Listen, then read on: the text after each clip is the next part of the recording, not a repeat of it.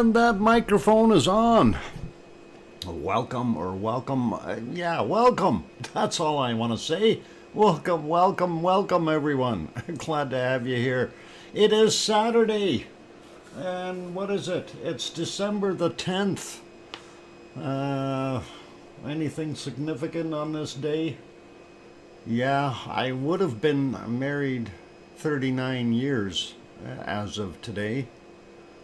But luckily I'm not.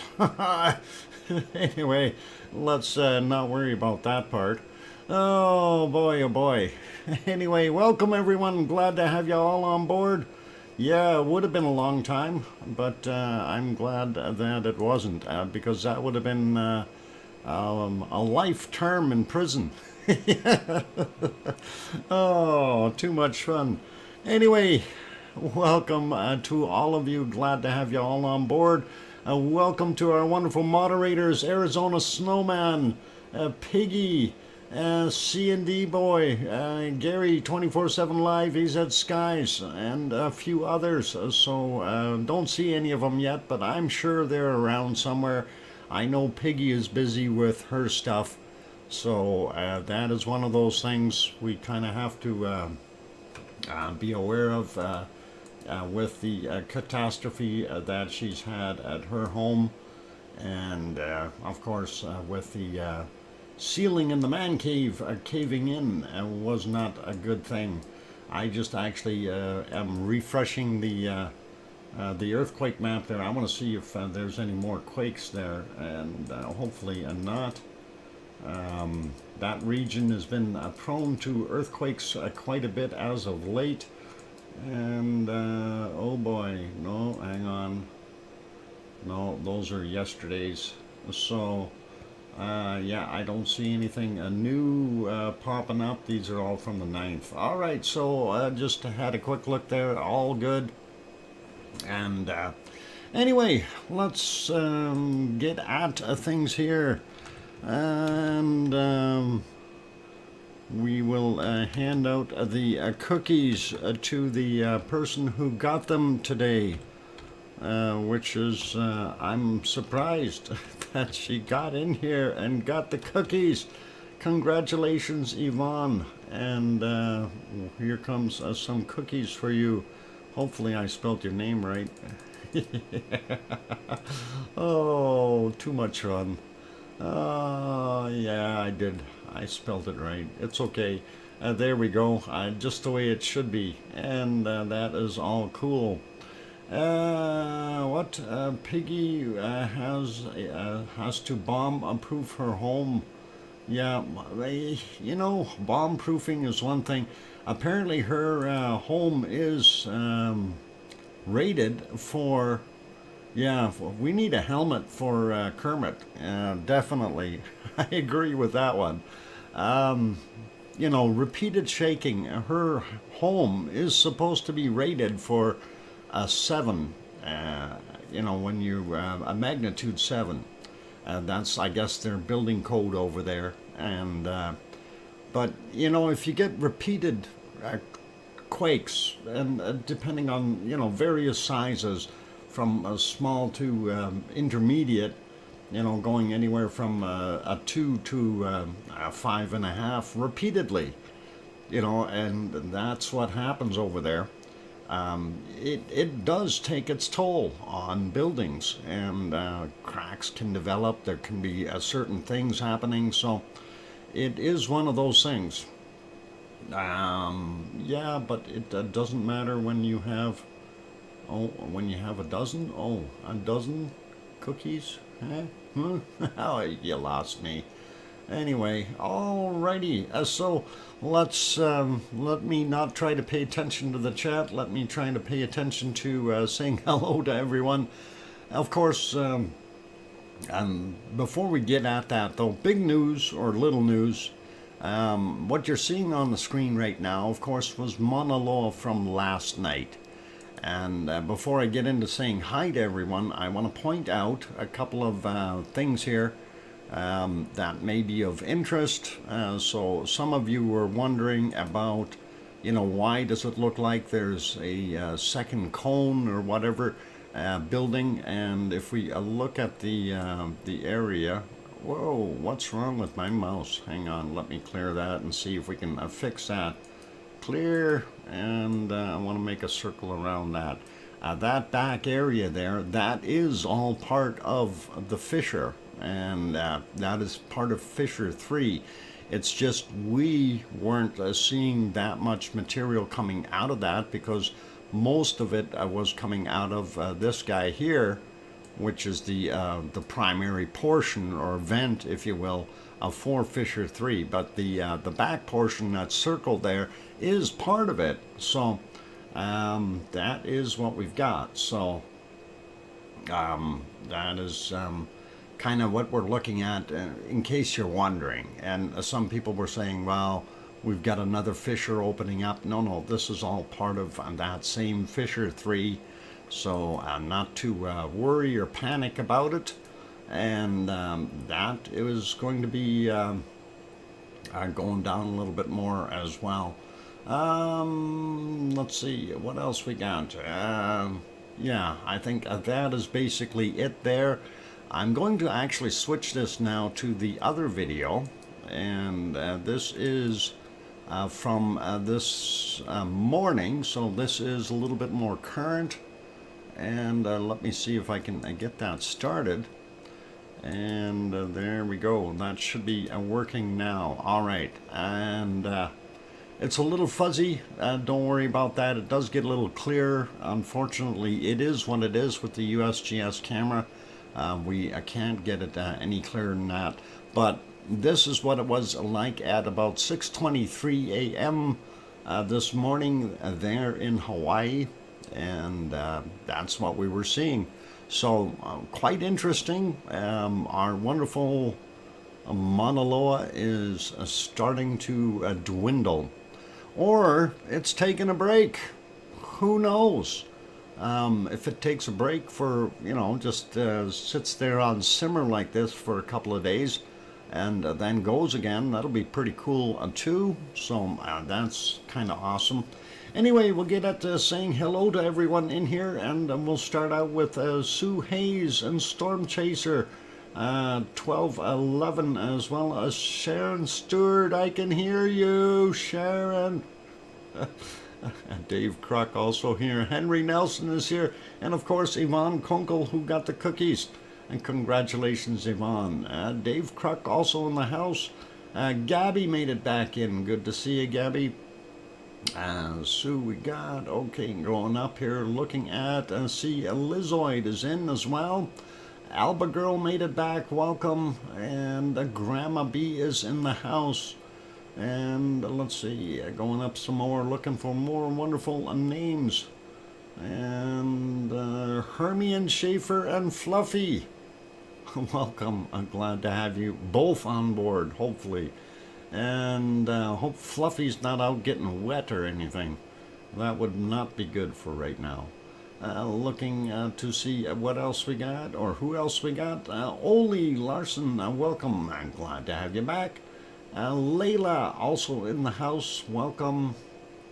And going up some more. Did I say Henry Nelson? He's here. Welcome, Henry. Glad to have you on board. And CVET69 made it in. Good to see you. Going up some more to see who else we may have missed. We've got, oh, hang on. Somebody's big toe is in the way here. Oh, it's Big Toe. Welcome.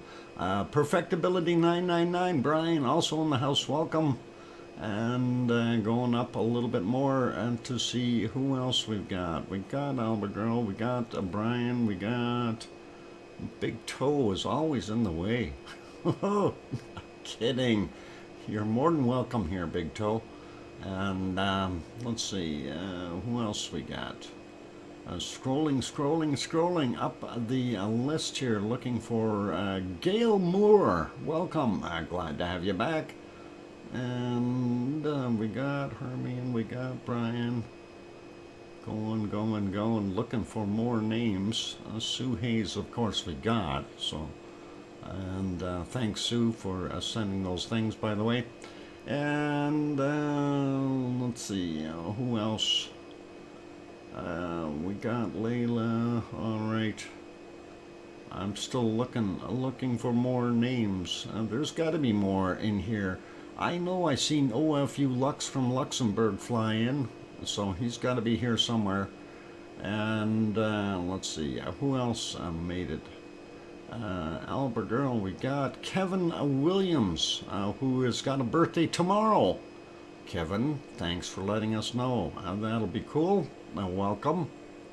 And still scrolling up and looking for more wonderful people. There's got to be more in here.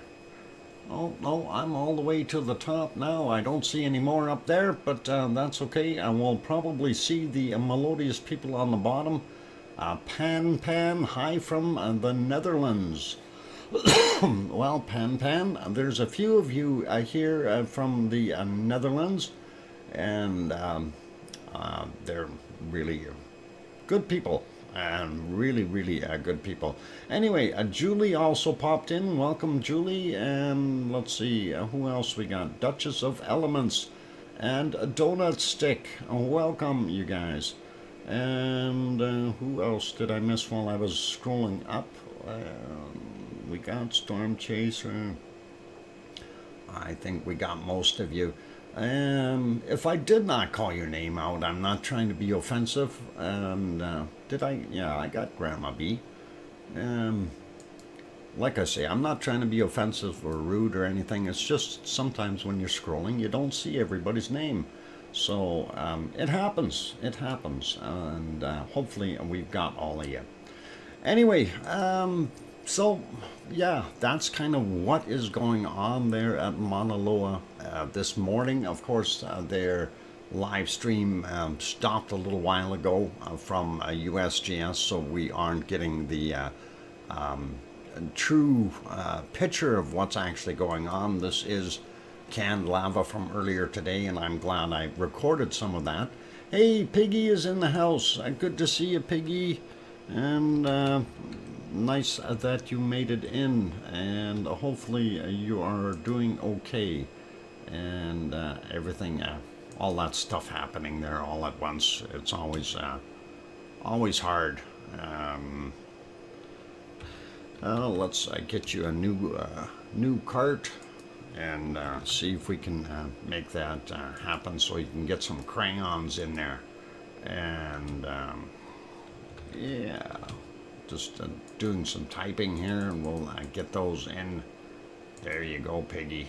You got a new cart and some crayons. You can zoom around and get everybody's crayons. So really good. And that's all cool. Anyway, yeah, let's talk about Hawaii just for a few minutes here, and before we get into other stuff.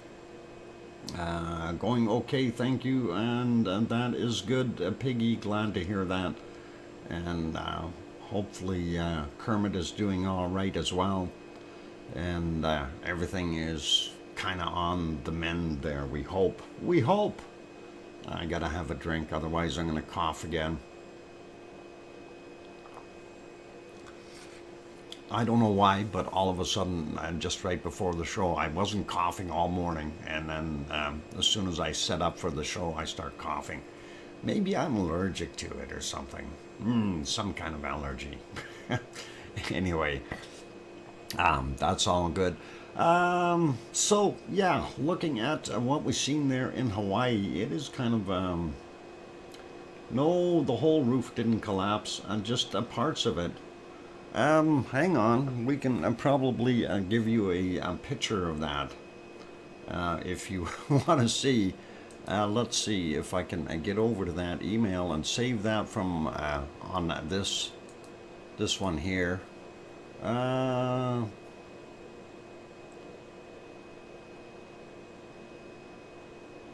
Let's see. Okay, I got that part. I'm just looking for Piggy's picture here. Where did that go? Okay, there it is. Let me save that onto this machine, and we will do what we need to do. Show it, and then you can see what it looks like there. We'll see if we can get that on the screen just in a second or so.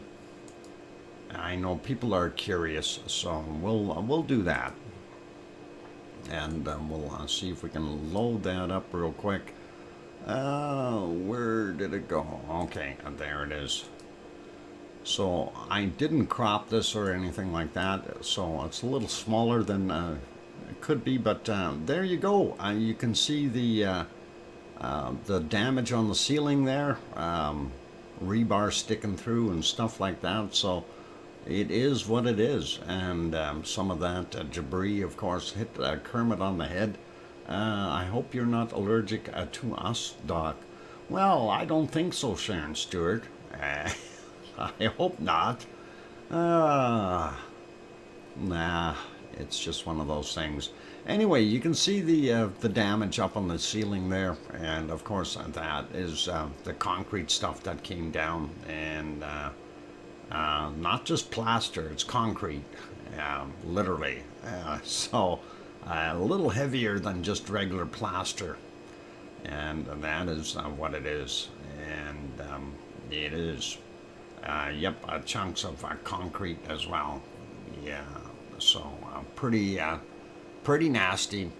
Anyway, let's leave that be for right now. We'll turn that off and not worry about that. Hopefully they will be able to mend that and get it all fixed up for Piggy and Kermit, and everything will be good. Yep, they do that in many places, Grandma B. That is something I noticed even when I was down in Belize. The concrete, the ceilings are concrete, and I don't know why, but that's what they do. It is the way they do it. Yes, they are concrete ceilings in Greece. Thanks, Piggy. Yes, we also have concrete ceilings in Germany and in Sicily, I'm assuming, too. So, yeah, it's not unusual, I don't think. Different building styles. Walls, I understand. Floor, I understand. Yep. Yeah, Grandma B, they do that. Ceilings, that would worry me. Yeah, yes and no. And I understand what you are worried about. You know, if it ever came down, that would be a real squishy situation, and it does make sense. Baron, no name, welcome. And it's a concrete, keeps the home cooler in the summer and warmer in the winter, and quakes, of course. Yeah, with those quakes, that's why you go hide in a doorway and in your concrete house when the quakes happen. That way you don't get the ceiling dropping down on you. And they use lots of rebar in those too, though, when they do that. So that rebar structure completely has to break before it'll come down. But you could have chunks breaking out, and that is kind of a interesting way of building stuff. But hey, it is what it is. You know, here in North America, we have things a little bit different in most homes, and you know, we have wooden truss ceilings, that kind of stuff. And you know, having been around a little bit and seen some of these different places, it's interesting that we see that. You know, like I remember in Mexico, most homes have concrete as well. Mexico, Belize. Back in Germany, of course, and you know, different places. So it is what it is. Anyway, let's try to get back on track here. I gotta find me a Hawaiian website, and I'm not finding it right now. Where is it? Must be this one. They changed things, so it's hard to always find stuff. Anyway, we'll go and have a look. I'm going to park our canned lava for the moment. And there we go. And we will change that so it's full screen and we can see that. This is their latest notice that they sent out for Hawaii from the USGS. And it is basically from yesterday at 3:30 p.m. Hawaii Standard Time. Of course, it's for today, and they basically show here.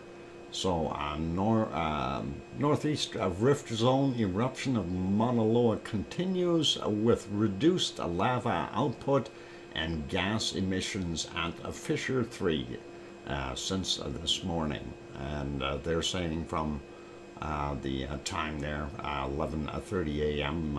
Yesterday.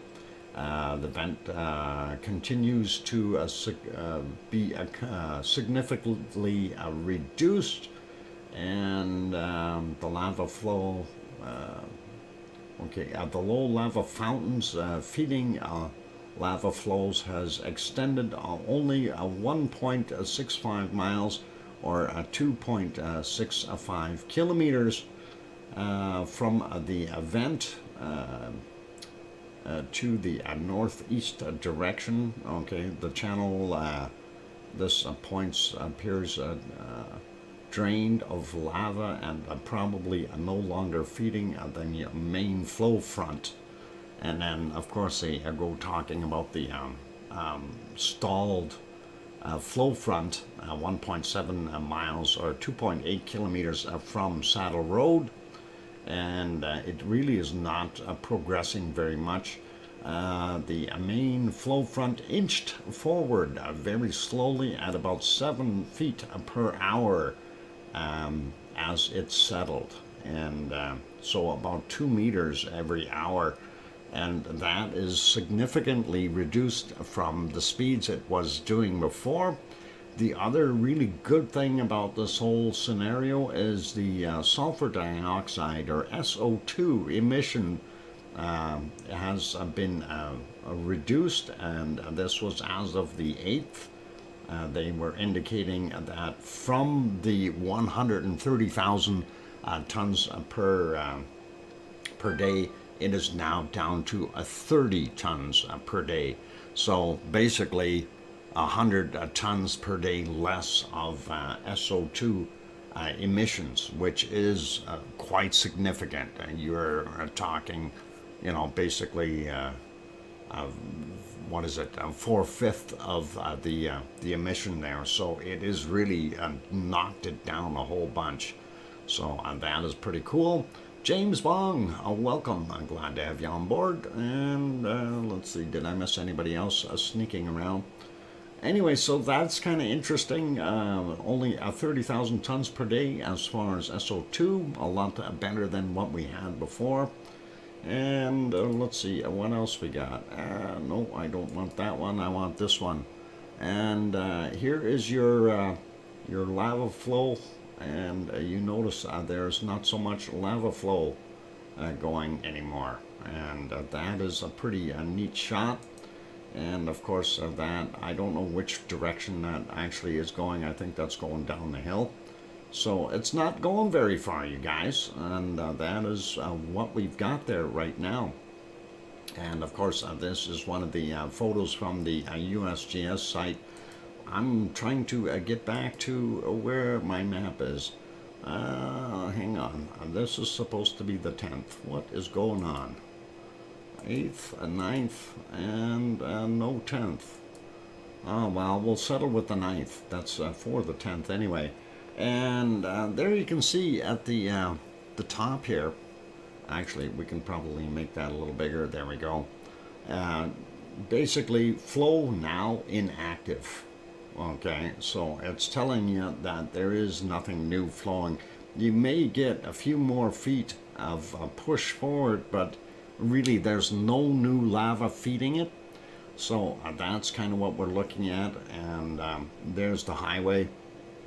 And of course, it's not going to reach the highway at this rate. So what had happened is, of course, we had these outbreaks over here that are no longer active either because they're not getting any flow.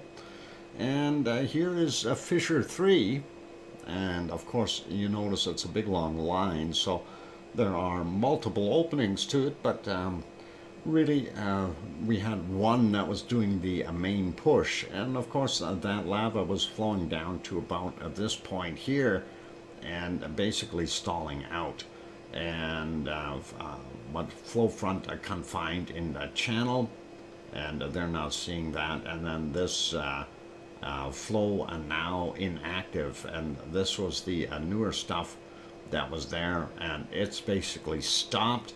And of course, when these things start doing that, when they stop like that, if we do get another surge or another good push of an eruption again, it's just going to override this stuff and fan out. It's going to end up plugging up when you have it stall like this. It'll plug up the pathways it's created. So it's one of those things. It's just basically this thing is dying, and or really slowing down big time. You know, I don't want to call it dead yet, but it is diminished immensely. So we'll leave it at that. But that is what we've got here. I see a couple more people popped in. Kirst Chaplin, welcome. I'm glad to have you on board. James Bong also made it in. John Raper's here. Sasha made it in. Good to see you guys. And let's see, did I miss anyone else? I think for right now, I hope I got those. Yeah, John, we got. Okay, cool. Anyway, yeah, it's always interesting to see how a volcano works out when it does its thing, but that is what Monaloa is doing, and we've had no flow or nothing on the southwest side whatsoever, so that is completely off the table. And yeah, the flow here going, and that is pretty cool. So yeah, that one is dying, and not that great to see. Anyway, we'll leave that be for right now. This is a view of what it is like there right now, and of course that.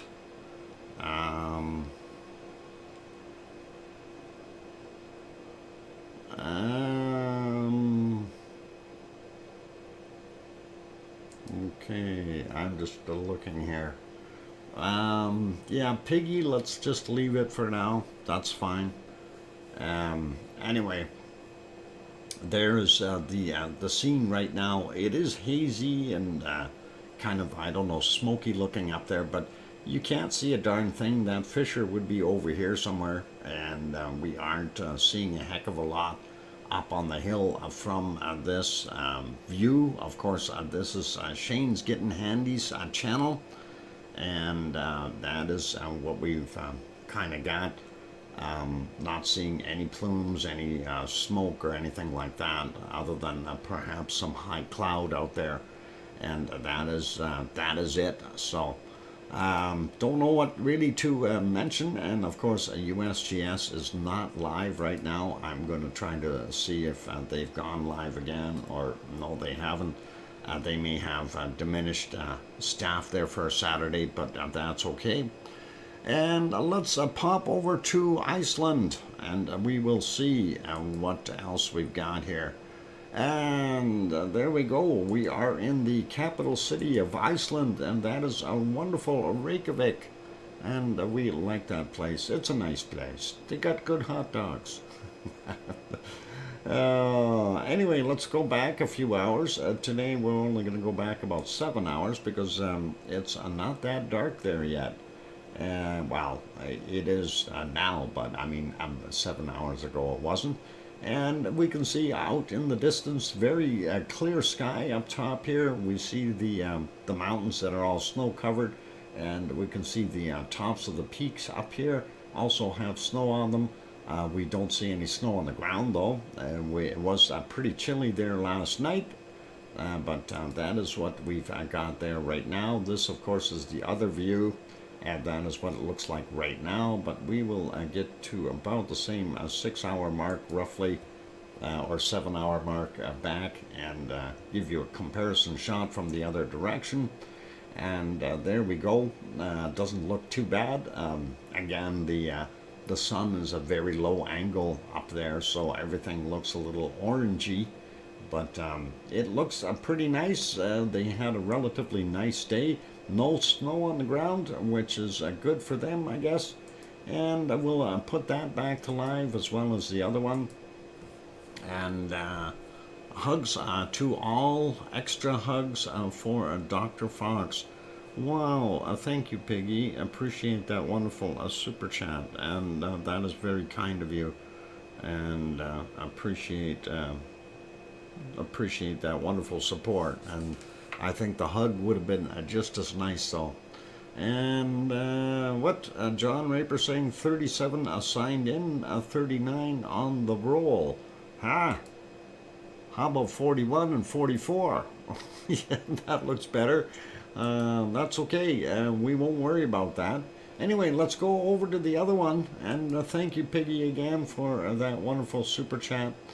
And we'll go back about 7 hours here and take a look at Katla and see if it is doing anything. And again, kind of a orangey haze to everything because that sun is very, very low on the horizon. And there you can see Katla. And it is a very clean looking, no puffs of smoke. We want to see lava. We want big lava somewhere up there, and that is a huge caldera. That caldera is probably from about over here to about over here. It's not small. It's all like the top of Mauna Loa, huge. Anyway, that is pretty awesome. Hi all in lurkers. Okay, Piggy, C&D boy, welcome. Glad to have you on board. And let's see, did I miss anyone else sneaking in here while I wasn't looking?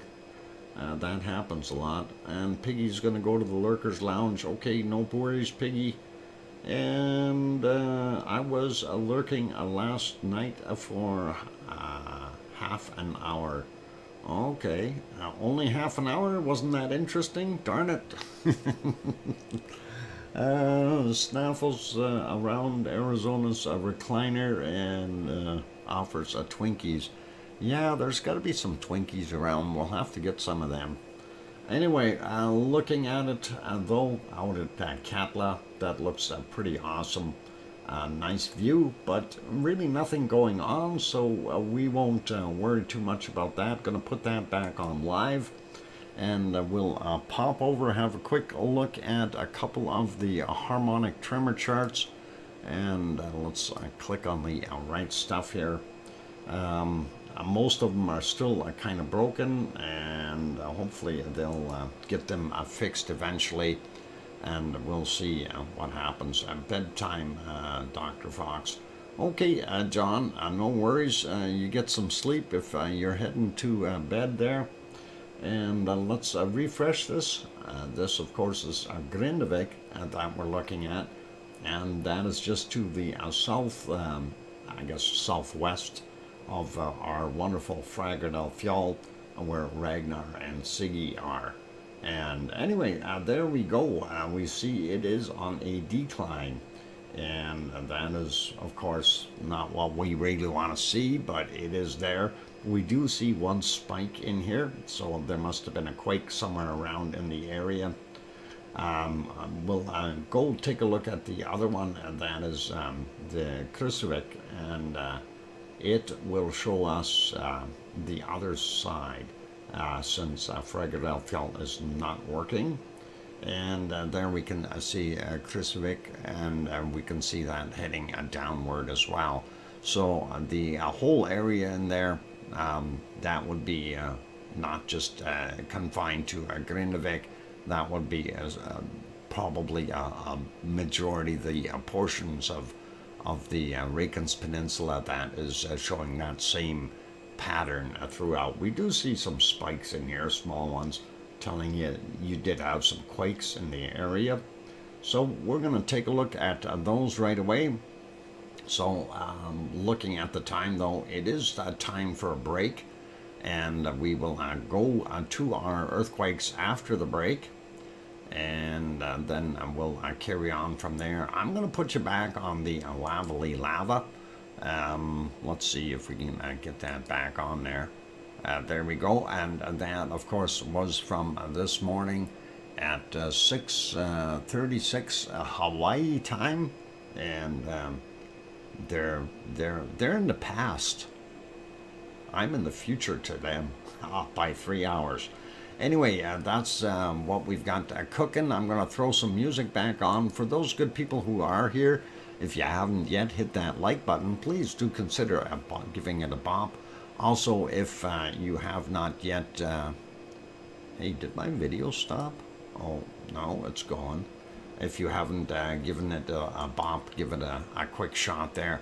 Also, if you're new and you're enjoying the show, please do consider subscribing. Hit that big subscribe button. And 11 hours. Yvonne is 11 hours in the future? Oh my God. Anyway, all good, you guys. And I'll leave it at that. When we get back from the break, we will do the earthquakes for Iceland, and then we'll carry on to other wonderful volcanoes. So pretty cool, pretty awesome, and I'll be back real soon. 5 or 6 minutes. Don't go away. Thanks.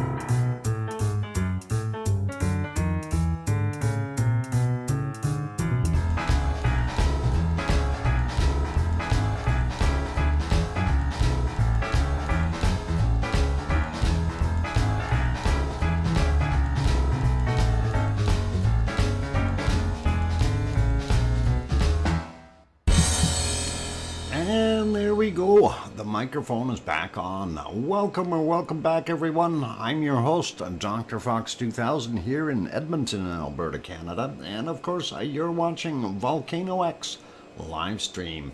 Thank you for the welcome backs from John Raper and Albert Girl and Sasha and Sue and Piggy and Hermione and I think we got everybody. And I can hear you, Dr. Fox 2000 from Sharon Stewart. Don't want to blow my voice out. Anyway, a couple more people popped in as well, and hello to Cindy Greer. Glad to have you on board. Hope you enjoy the show. And Layla we got earlier, welcome.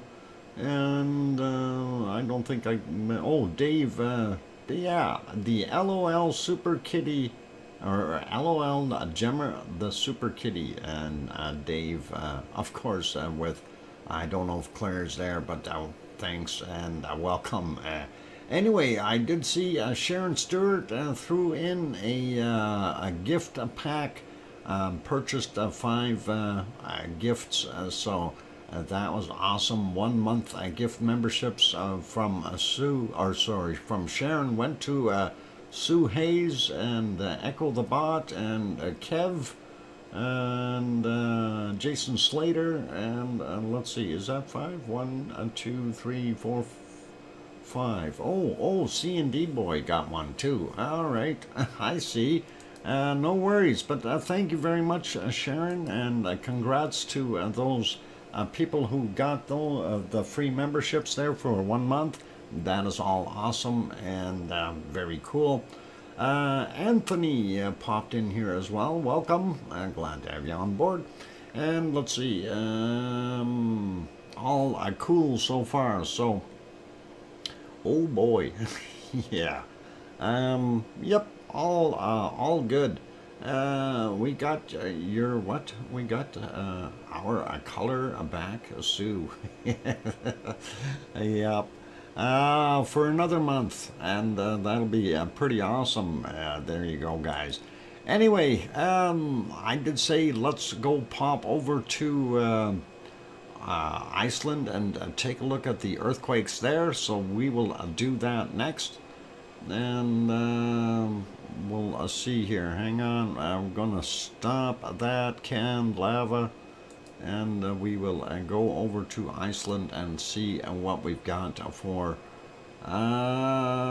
Welcome back, Yvonne. Glad to have you on board, and you came back at the right time. And we'll see what we've got for earthquakes there in Iceland, and really not that many. Again, we are only at 50 for quakes. And why does that keep wanting to open up over there? It doesn't make sense. Let's take a look down at the Reykjanes Peninsula first, because that really matters for us, doesn't it? That's important. Anyway, for those who aren't familiar with the Reykjanes Peninsula, there's the capital city of Reykjavik right there. And if we slide down the highway here, we get out to the Keflavik Airport, Keflavik, Reykjanesbær, Jarðvík, and if we slide down a little bit, you see Grindavik, the town right there, and of course where we have a little swarm of activity, there is the Blue Lagoon, and of course the power plant, and everybody knows about that Blue Lagoon, so pretty cool. Anyway, let's start out with some of these quakes. Interesting to see where they are and stuff, but hopefully we'll see more in the right spots. Anyway, this one, 4:35 a.m., it is a magnitude 1.03, and it was 4.9 kilometers down. Then we've got a 1.6 here from 1919, and it is 6.6 kilometers down. And right beside our wonderful Blue Lagoon, we have these happening from 9:58 a.m., a magnitude 0.73, 2.4 clicks down. This one here from 23:45 yesterday, 0.79, 2.7 kilometers down for it.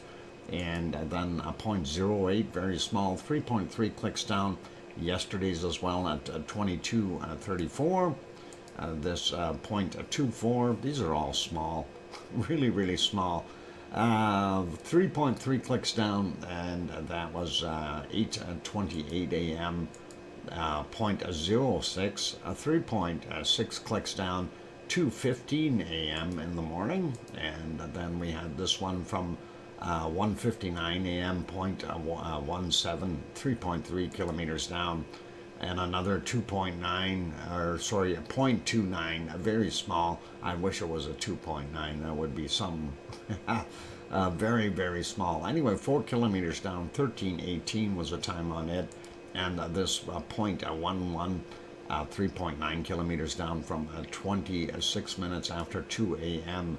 And that is it. We don't see any down in Grindavik today, and that is pretty calm. And as we move over, and of course there is our Fagradalfjall area, Ragnar right there, and Siggy Fisher would be right here.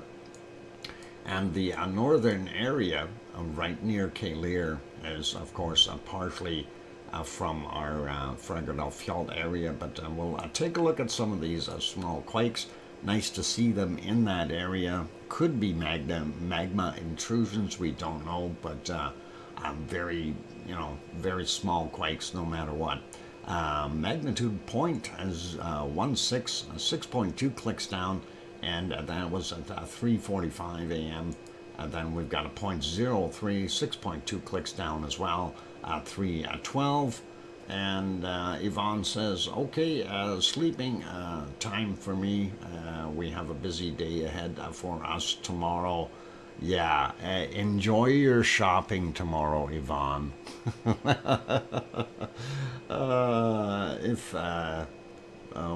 We'll see if I can go live, even if we're not on Mount Etna.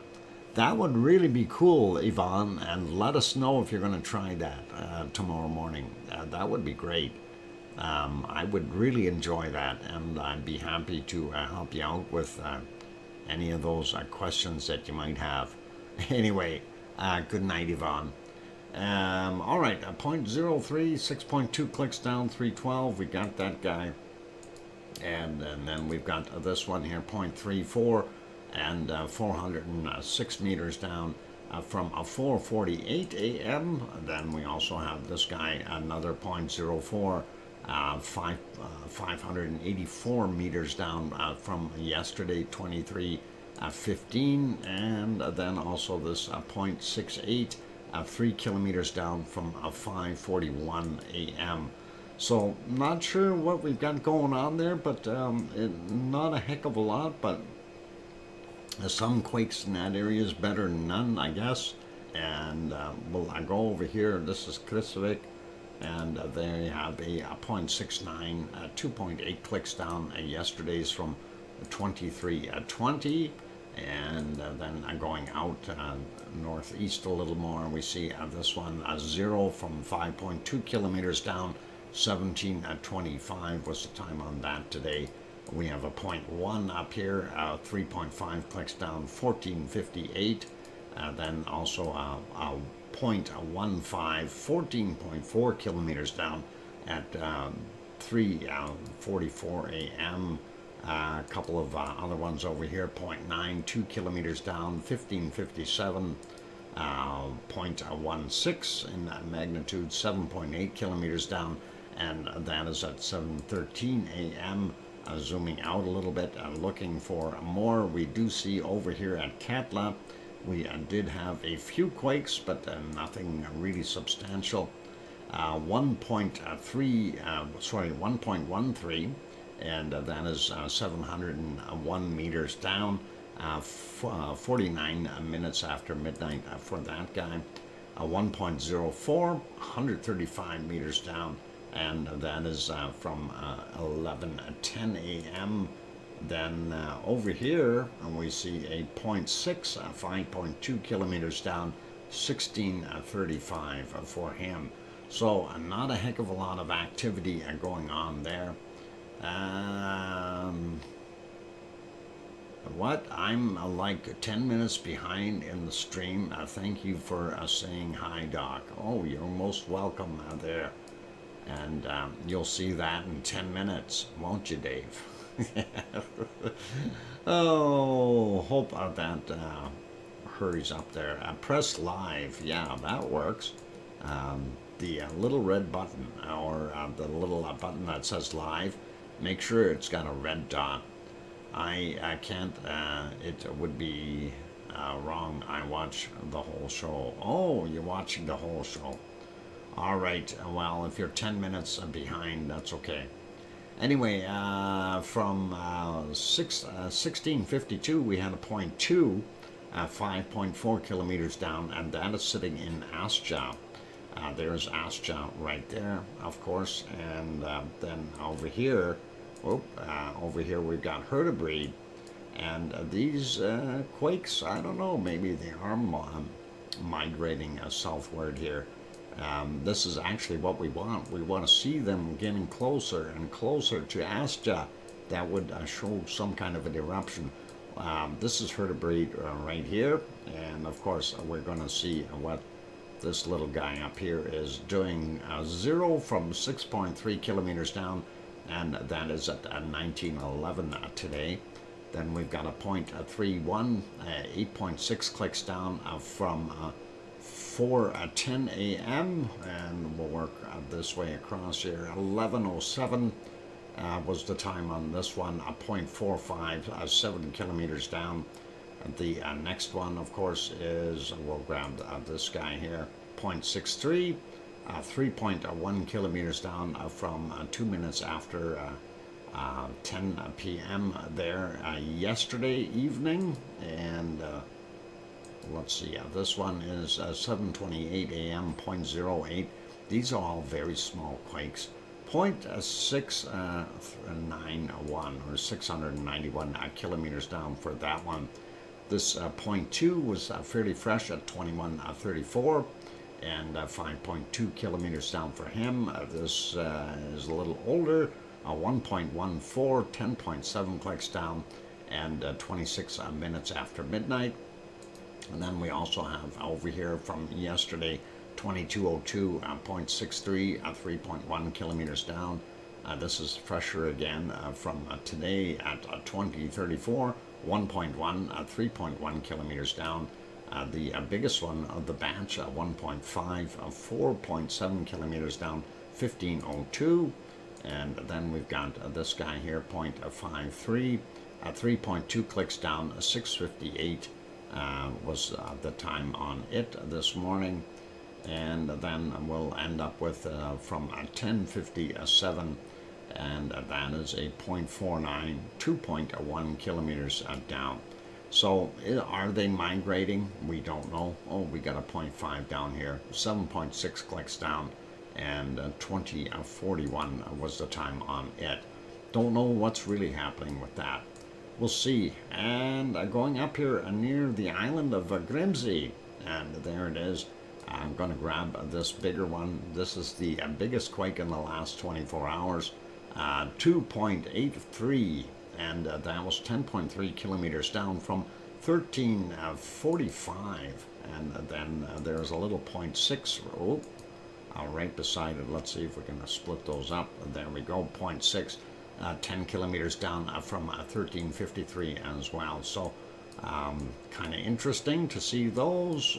There's the island of Grimsey, for those who aren't aware of it, and of course that is a volcanic island, just like all the others. From 22:13 yesterday, 1.52, and that is 10 kilometers down. The other one right beside it, 0.87, also 10 kilometers down. Yesterday's at 22:21. 1.3, 3.7 kilometers down today at 16:50. Then this guy from 6:28 a.m., 1.08, 10 kilometers down. And a few kind of stuck together here. We'll try to get them all. And that is a 1.06, 10 kilometers down, 6:33 a.m. Next one beside it, what came in at 3:12 a.m., 0.97, 10 kilometers down. And this one is a 1.5, 10.8 kilometers down, 335. And then we've got this one, a 1.04, 11.5 kilometers down from 5:57 a.m. And sliding over here, getting this last one, 1.03 in magnitude, 10 kilometers down, 8:40 a.m. So that's it for our quakes for that region. And really, I'm not seeing anything major. The biggest one is that 2.83, and that is really truly quiet when you look at this is pretty normal for Iceland. 50 quakes in a day, nothing unheard of, right? So I'll leave it and be there. We do have enough time, I think, to. I'm just wondering where we can sneak to real quick here. Well, we've already lost light. Oh, you weren't supposed to see that yet. That's okay. We'll show you that. Need to get my mouse over there. Anyway, yesterday we talked about Stromboli and the little delta that it created, and we'll make that a little bigger so you can see that. That, of course, is Stromboli, and that's the delta, and we see that lava coming down at that point in time when it was happening. Pretty cool shot, and we did like that.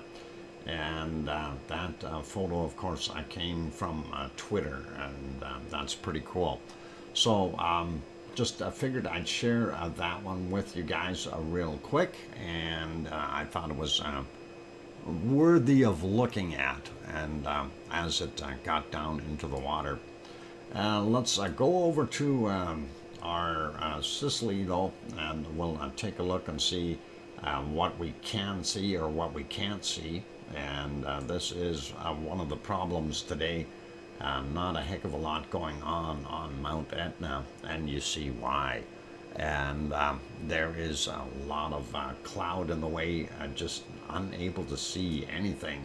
And when we, doesn't matter which camera view we use, it was just horrible. And that is kind of what we've got there. So not so good for us. And I guess it is what it is. Quick peek, I want to just double check and see if we've got Stromboli cameras or not. No, still no cameras. They are gone and kaput for now. Anyway, we'll see what happens putting this back on live. And I see it is just about break time. Maybe we can get one more in here. We'll do the Azores really quickly, and of course there you can see what's going on there. I know there's not a lot of quakes at the Azores, but that's kind of I got to reload those other pictures. For those people who are new here, this is actually a harbor, and it's all lit up, and of course this is a town site. Normally we see some lights off in the distance here on the other island, and we are on the island of São Jorge in the Azores, and that is what we're looking at right now. And we do have a moonshot. Hey, that is pretty cool.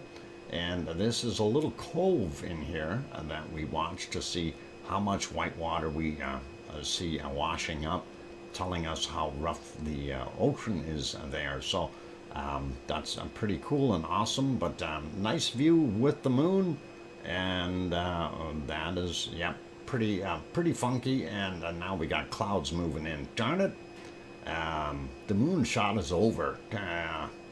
Speaking of moonshots, did anybody? I didn't watch the splashdown. Is that capsule back from the moon yet? That poor mannequin they stuck in there. They didn't give him any food. You know that, eh? Anyway. Oh, I know I'm being silly. It's okay. Let's make that a little bit bigger and take a look at the earthquakes that we've had there today. We only had the one. It is a 1.7, 4:12 a.m. is when it happened, and we don't see any other quakes. Of course, this is the island of St. George. Here's the other island that we would normally see the lights on, Pico Island, and that's Fayal, and then over here is Terceira. Terceira is the other location of the that other volcano, and that is right there. So you can see that, gives you a little better idea what it looks like. But anyway, most of the activity here really hasn't amounted to a heck of a lot as of yet. We continue to see the quakes, and they're spread out over a reasonable amount of space, but most of the uplift originally happened on this side, and we just haven't seen anything really happening with it at all. Looking at the other map real quick, I'm going to refresh that, and this will encompass all of the Azores, and I'm kind of wasting my time here because the only quake that we had was that one 18 hours ago, and that is that 1.7. So pretty cool. And let's get rid of the advertisements, slide down a little bit, and yeah, and St. George 1.7 is what we've got. And let's go back here, and we will actually get this set up back to our canned lava, and you guys can watch that wonderful stuff. That, of course, was from this morning, USGS, from Monaloa in the big island of Hawaii. We like it. Anyway, for those good people who are here, if you have not yet hit that like button, please do consider hitting it if you are enjoying the show. Also, if you have not yet subscribed and you feel it's worthy, by all means, go ahead and hit that subscribe button. Don't forget to hit the bell notification while you're there. That way you will always be notified when we go live daily. And on that friendly note, I'm your host, DrFox2000, here in Edmonton, Alberta, Canada. I am going to go take a break for a few minutes, and right after the break, we will have bacon seeds. I promise, bacon seeds first. Okay, I won't do what I did yesterday. We'll go to bacon seeds, not Popocatépetl. All right, bacon seeds. I'll be back.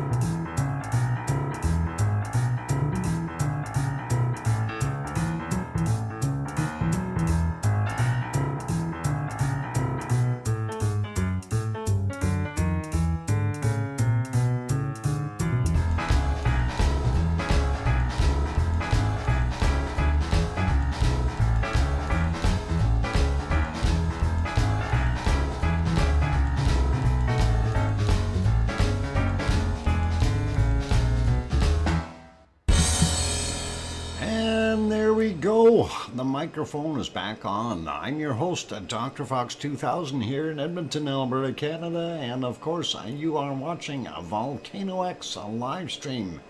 And happy Saturday, Dr. Fox. Bring on the bacon seeds. Cynthia, I think you were baiting me with that question, making sure I didn't forget. Oh, I have it in my mind as we go back over to Monaloa.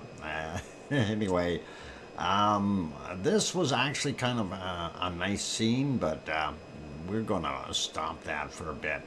And we'll come back to that lavally business afterwards.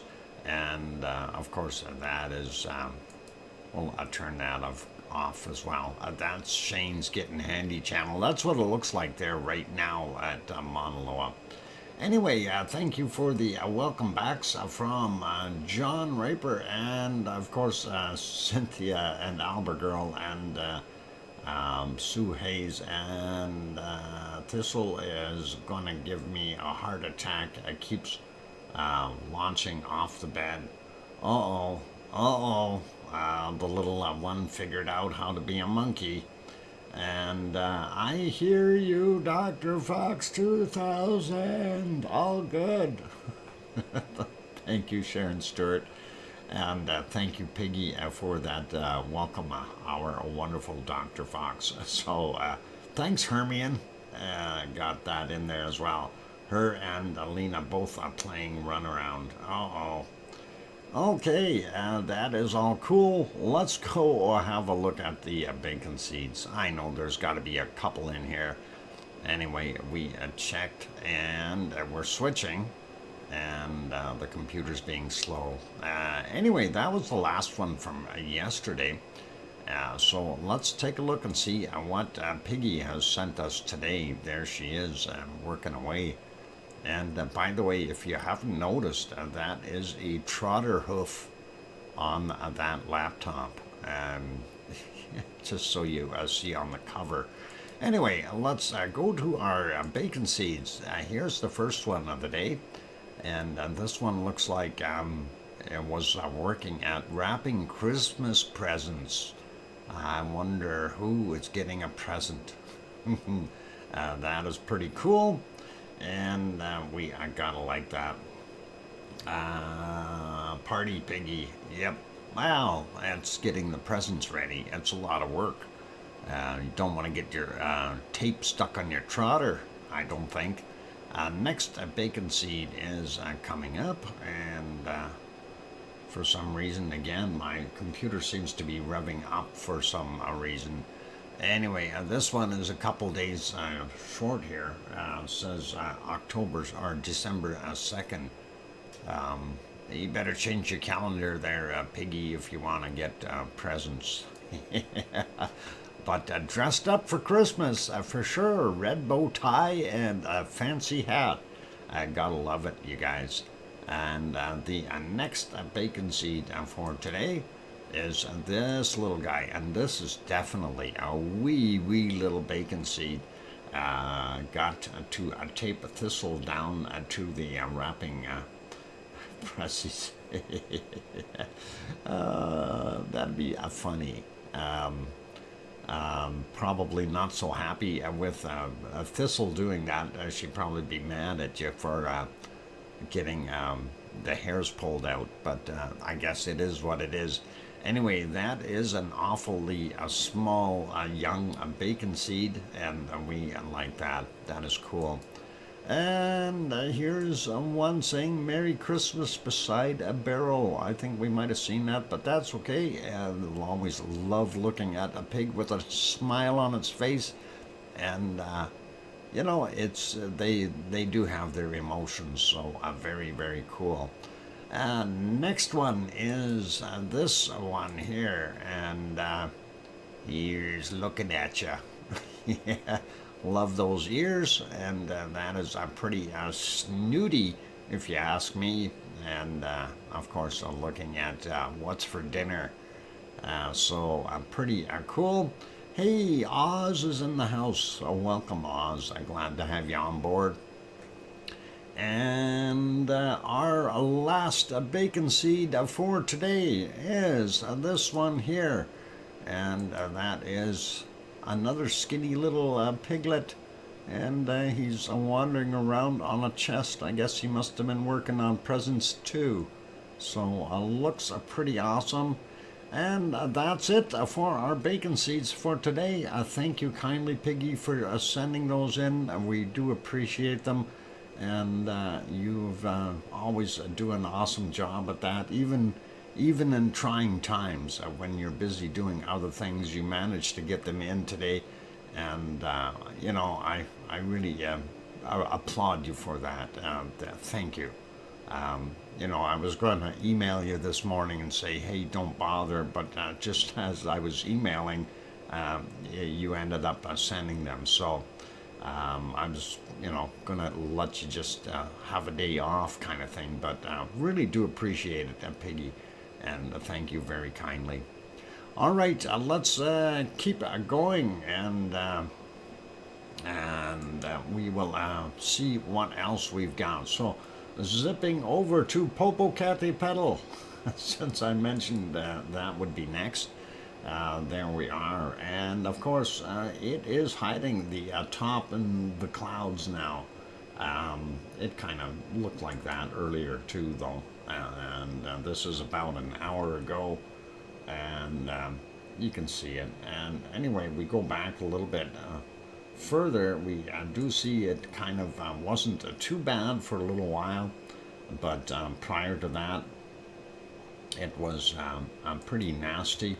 And when we go back to the wee hours of the morning, we start to see it. It was a little lighter, 7:10. Looked pretty clear up top there. We can see a little puff of smoke, but nothing too super. But if we go back, there is one spot here. This is at 6:46 a.m.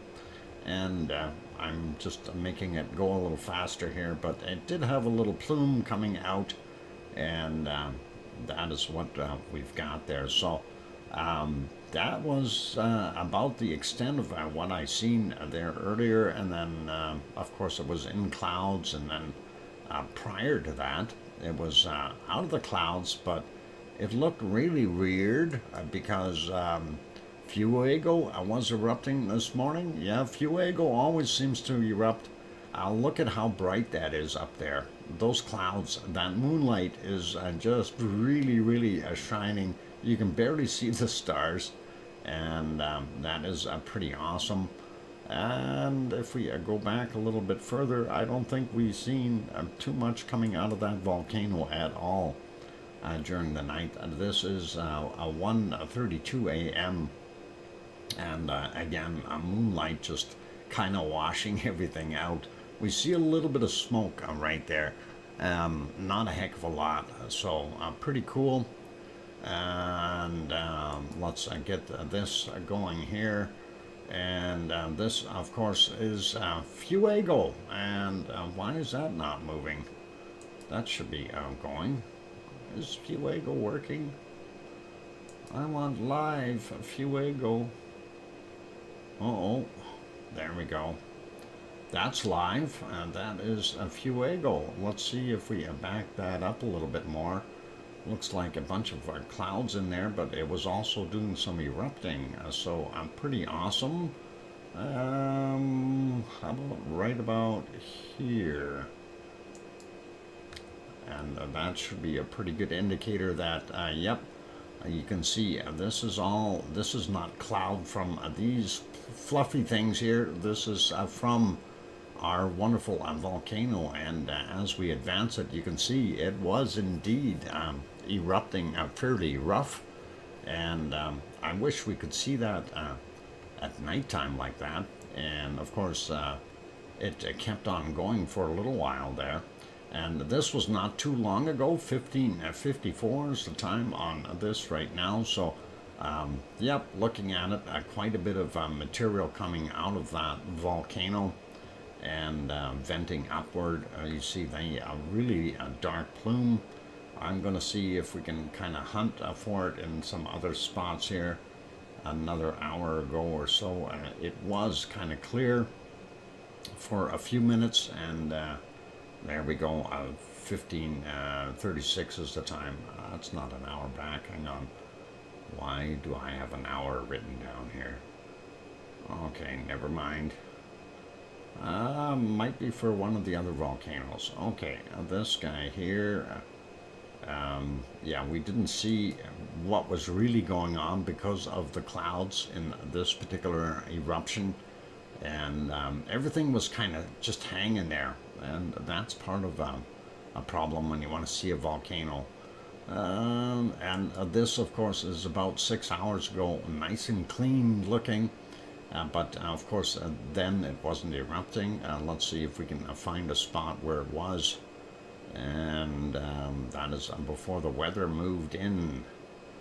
And going back quite a ways here, we don't see it doing a heck of a lot in there. There's a couple little puffs coming out now and again, and that's really not anything major for us. So, yeah, you can see it just smoking a little bit, and you can see the smoke trail. There's a little puff coming out of it now, and yeah, not a heck of a lot going on. Let's take a look at unfortunately we didn't have any lava right at the beginning after the camera switched from night mode. There was a couple of small spots prior to that, but nothing really major coming out until just later this afternoon. Anyway, this is what we were seeing very early this morning, so that's 5 minutes to 6. And then the other one here, a little bit more lava from this one at 5:30, and it got a little bright there for a second as it was erupting, but certainly not as nasty as some of those other ones that we've seen in the past. So maybe the show tonight will be a little bit better from it, and that'll be pretty cool and awesome to see. And I think that's about all we want to do with Fuego for tonight, and we'll carry on. I'm going to have a look at this one, and I'm going to refresh that picture. Should be a daytime shot there. And of course, this is Momotombo in Nicaragua, and it is still there, still off-gassing quite heavily. You can see it right in there. That's the top of the cone. Unfortunately, not seeing it very well. Wish the wind direction would change. And of course, this was from the other one, Messiah, from last night. Let's refresh that, take a look at it now. And unfortunately, well, you can see a little bit down there, but not very well. This is a pit you don't want to fall into. Messiah Volcano, Nicaragua. And that is pretty cool. And what else we got going on here? Oh, we watched that one yesterday. Don't need to worry about it. And let's go on to our next volcano. And of course, that is Morapi. And I got to get myself on the right page. Morapi, not happy.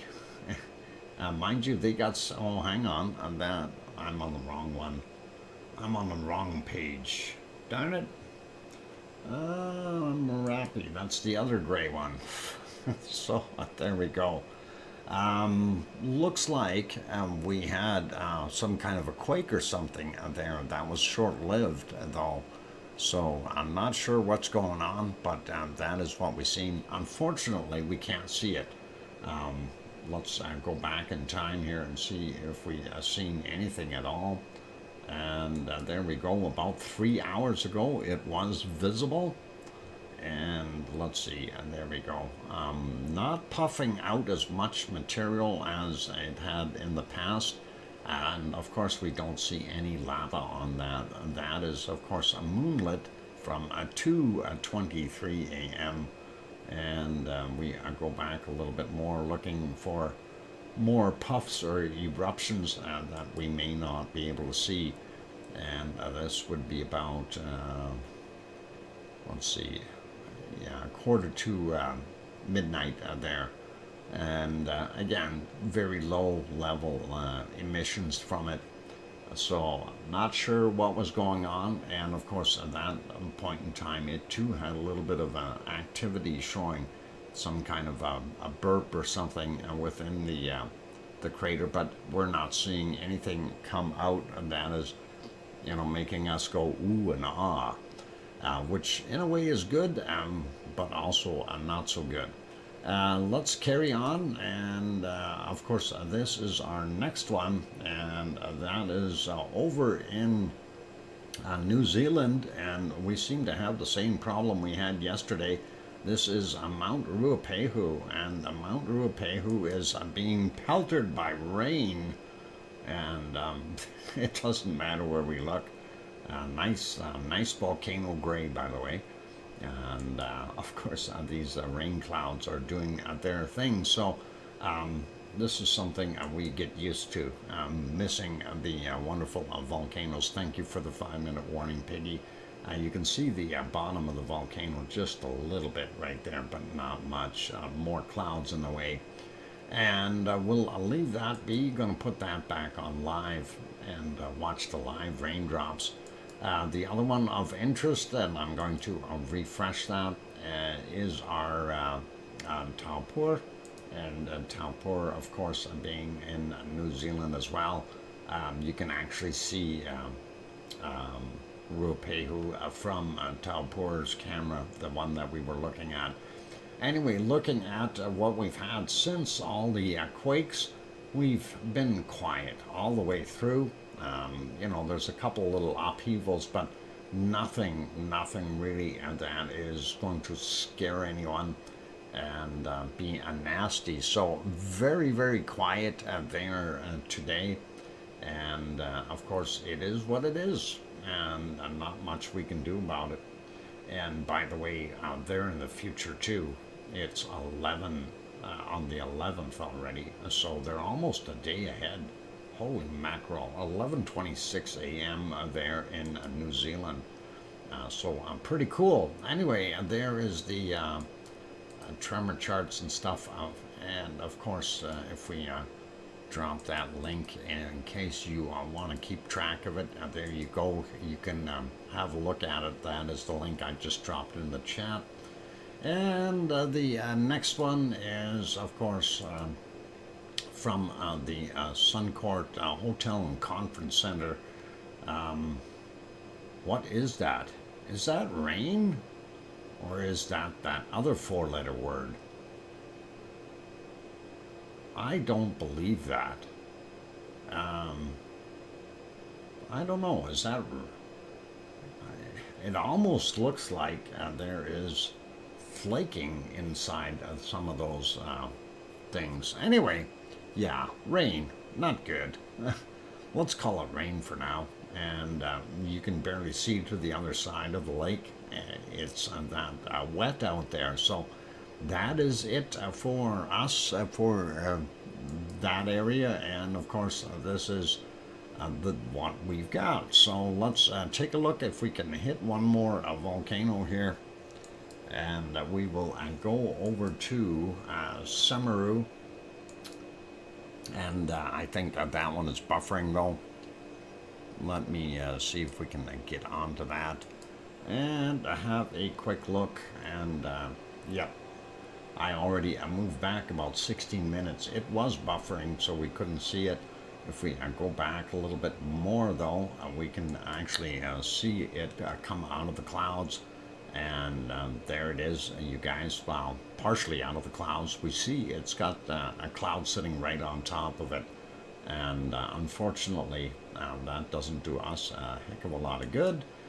Let's go back a little bit. There you can see some bacon. And we do have some bacon up at the top. Why is that so zoomed in? Let's do that. And that is better. What about this one? Whoops. Yeah, that'll help out. You can see it up in the top there. So it is continuing to produce some lava, which is really nice to see. And hopefully it will not have any more of those major pyroclastic flows. This is going back a little bit more in time, and you can see it was a little bit hotter looking at that point, and you know, a little bit of bacon up there, and that is nice. And hopefully it'll continue to build and make the mountain bigger. That's what we want to see, and that is pretty cool and pretty awesome. So hopefully nobody, when it's doing this, nobody's going to get hurt, right? When it has those major upheavals and the pyroclastic flows coming down, that's when we are not happy, because it does hurt people, and that's unfortunately what happened with the last one, but I'll leave that one alone. And let's see, what else we got? Do we have all that's still standard stuff? Just go back in time a little bit more. It was raining earlier there as well, so it was kind of hard to see some stuff. And going back, this is about 4 hours ago that they started this. You can see from this angle that looks pretty cool, and that is a fair size eruption up there with the lava. So pretty awesome, and I don't know if that works better, and gives you a pretty good idea of what was going on there. Anyway, that is Semaru. It is time for me to go take that break, and we'll just let that plume up one more time, and then I think that was about it from what we've got. Anyway, we'll put that back to live, and I'll leave it there for now, you guys. And let me do that so I know where I'm at. All right, I'm gonna go back over, put you back on that canned lava. This is where it was buffering anyway. Their stream was off, and we'll get the canned lava back on. And that, of course, is from the USGS this morning, and 6:56 a.m. is what that is, Mauna Loa Fissure 3, and it's getting cooler and lots of smoke. So, what? I missed the bacon seeds? John? No, I didn't miss bacon seeds. You missed bacon seeds.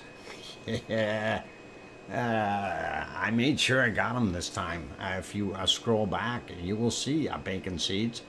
And who did somebody else miss bacon seeds? Anyway, all right. I'll leave it as that for right now.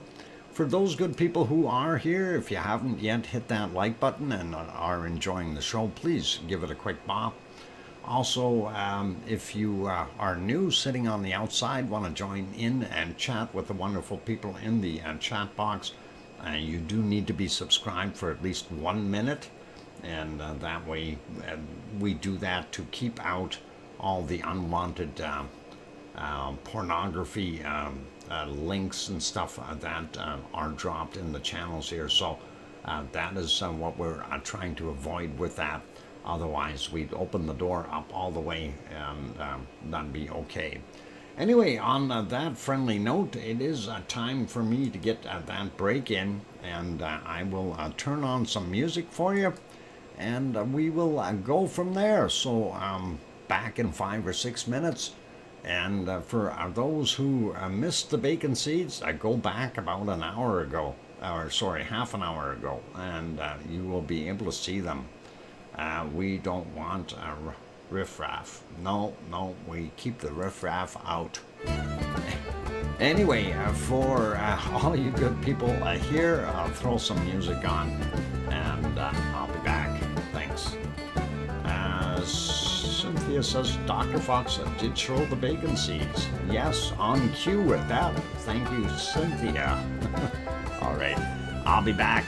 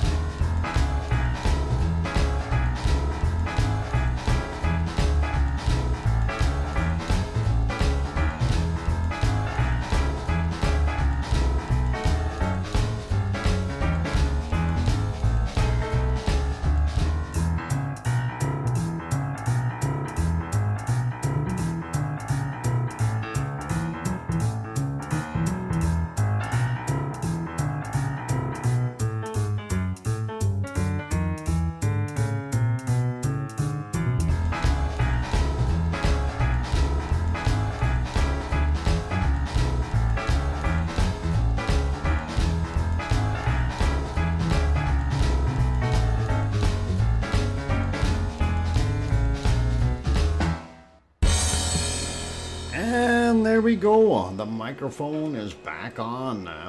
Welcome back, everyone. Glad to have you all on board, and good to see that everybody is here.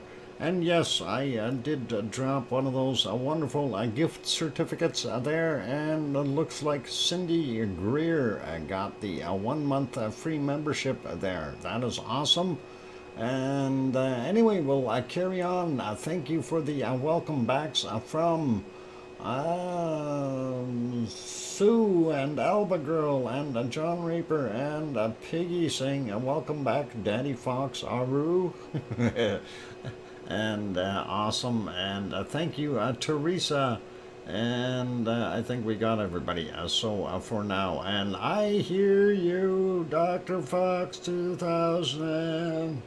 Thanks for dropping the membership. And thank you, Cynthia and Hermione as well. Yeah. Oh, what? Dropping? That's what I kind of said. I didn't even look at that. You got a typo in there, Sharon. Holy mackerel! And I read right through it. That's all good. Mind you, you couldn't understand that voice anyway. Okay, let's carry on though. And yes, that helicopter did drop off a couple lava workers. They're hiding, and actually they're down there making lunch, but don't tell anybody that. There will be about 5 or 6 of them. Actually, I think I counted 6 earlier. They work in pairs or teams of 2, and I guess that is for safety purposes. And we don't see any of them right now, but we will in a little while.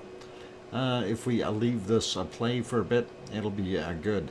That's my voice. Excellent.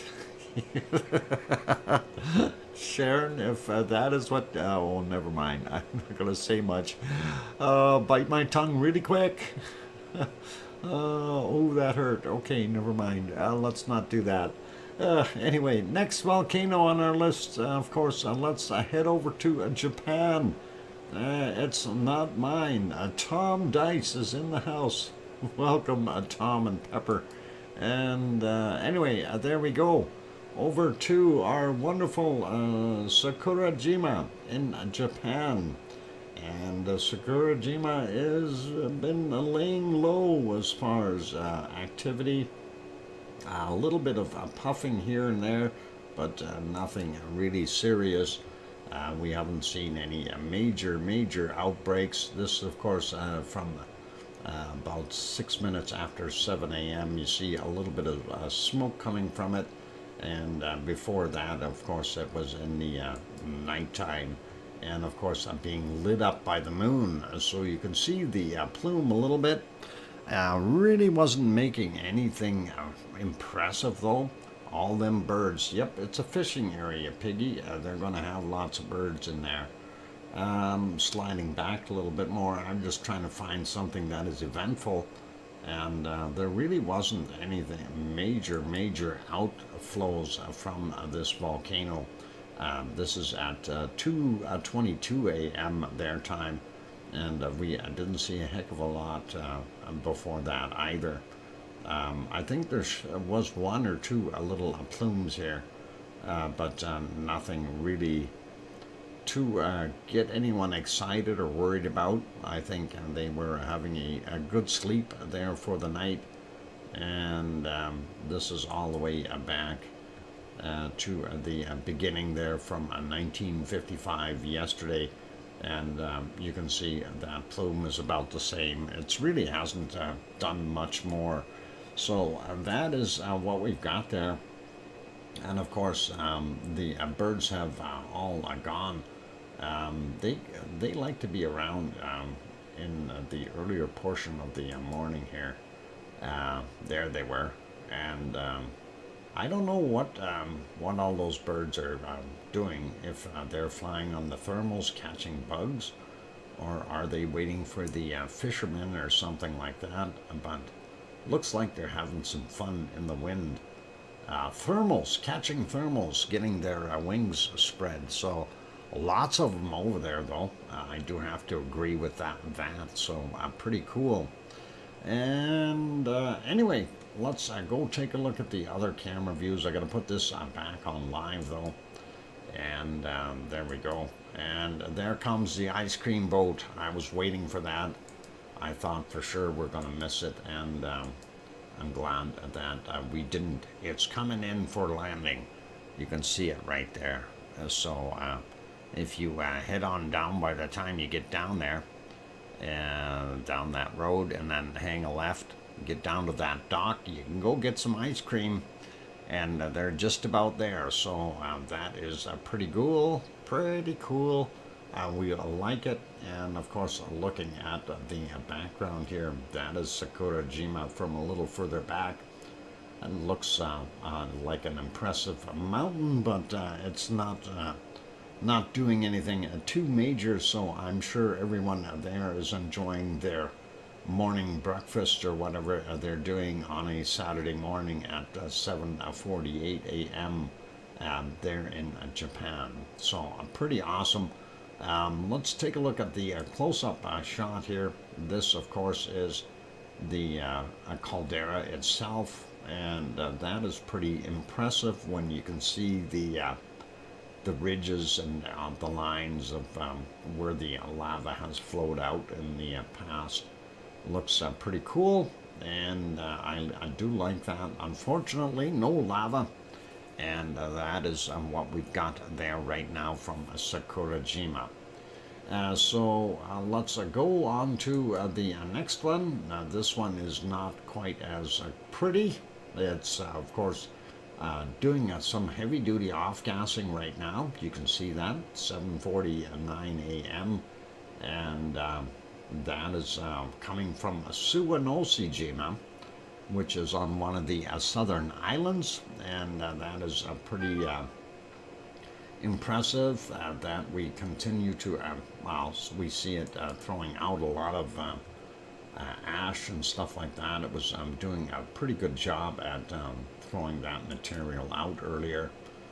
So likely we'll see some more stuff going on there in the future, like more eruptions. And let's see what it looked like earlier. This is in the moonlit night. You can still see the plume of gas coming off of the caldera there.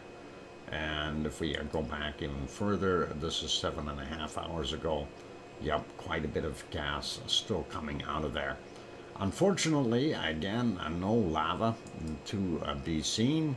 And with the moon light so bright up there, we're not going to see any glow off of anything if there was some in the caldera and active.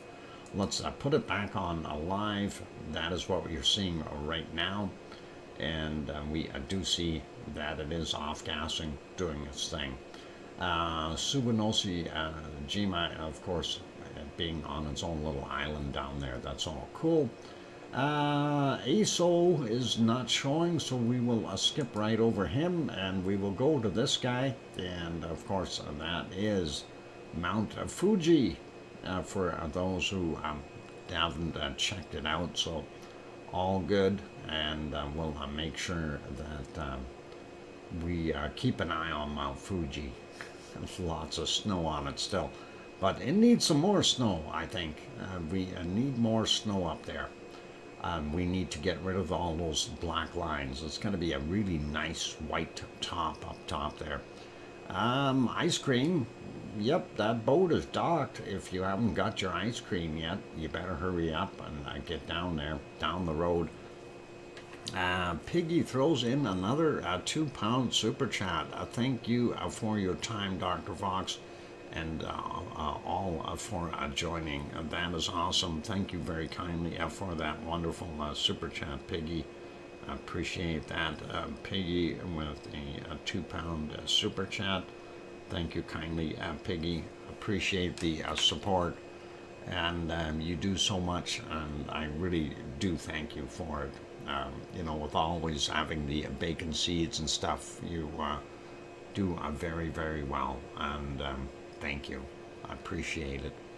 And let's carry on though with our next volcano. Taal, unfortunately, I don't believe is showing.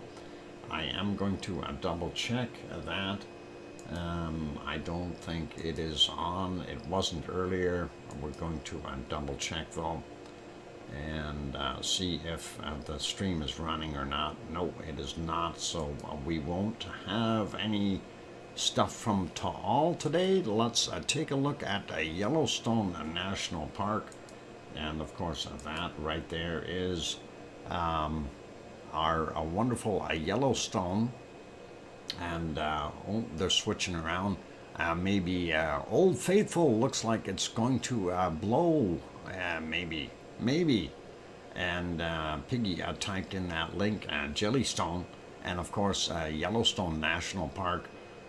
This is their website. You can go there and have a look on your own. It is a wonderful site.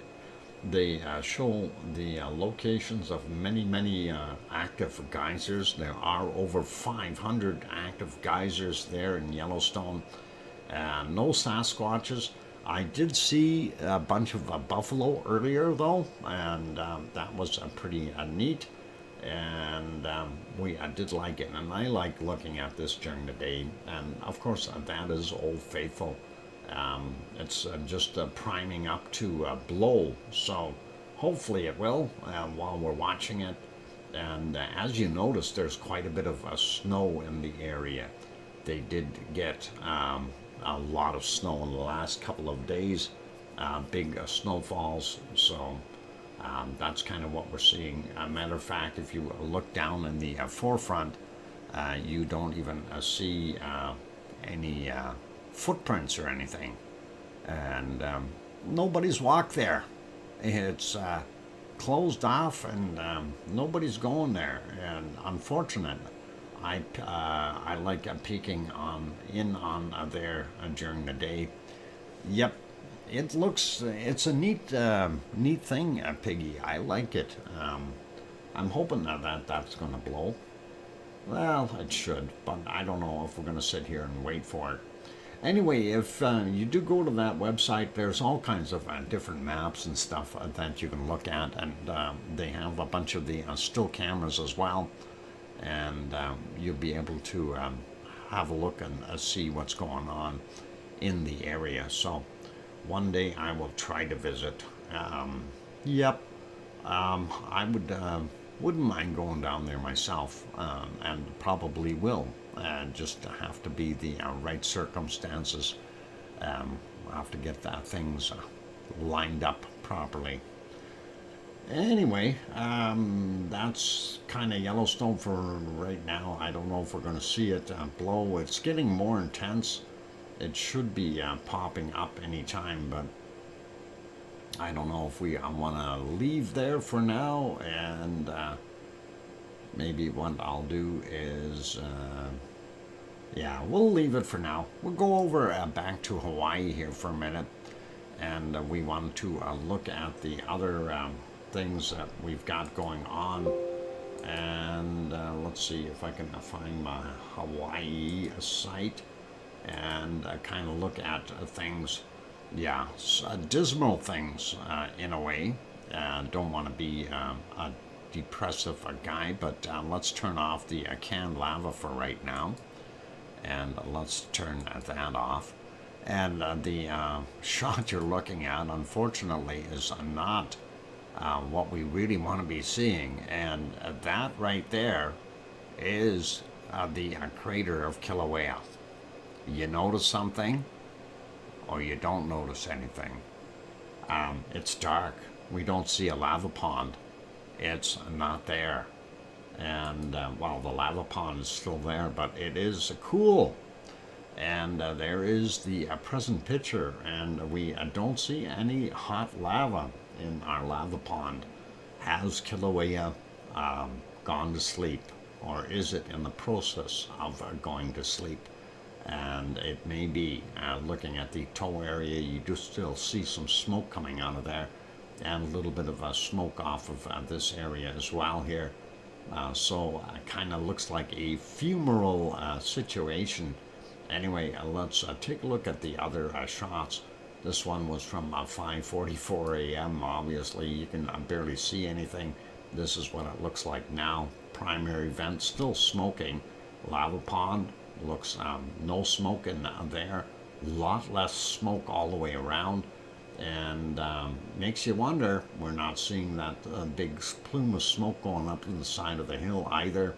Few spots here and there. I'm not sure if those guys are smoking back there or not, but that is what it looks like right now. That is a current picture. And then of course that one I don't think is valid anymore. That camera they need to fix. This was the thermal from 5:42 a.m. and as you can see, very, very little lava, fresh lava in there. We see one spot here that's kind of lit up. Let's redo that, look at it right now. And yep, even worse. And you see a majority of the area here is just kind of blending in and being the same color. And of course this area here being the orange, so somewhere, you know, we're not seeing the temperatures up there are very high at all, and that is cooling off big time. The only hot lava right there, and we don't see anything from the primary vent. Looks like the Hornito here has cooled down quite a bit. So likely not going to see too much more of Kilauea in our near future.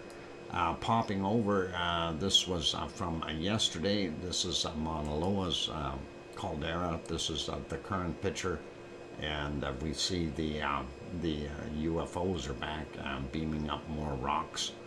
I'm kidding. That is the glare from the sun.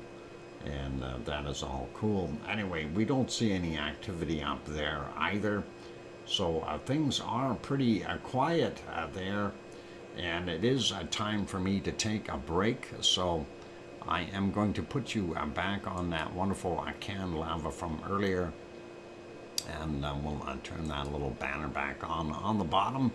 And for those good people who are here, if you have not yet hit that like button, please, if you're enjoying the show, give it a quick bop. Also, for those who are new, sitting on the sidelines, do consider subscribing if you haven't done so already. That would really be excellent. And on that friendly note, I'm your host, DrFox2000, here in Edmonton, Alberta, Canada. And I will be back in about 5 or 6 minutes, and throw some music on for you. And don't mind me if I go eat a cookie. I like lava cookies. I'll be back. Keep smiling. Be nice. Don't go catching lava fish.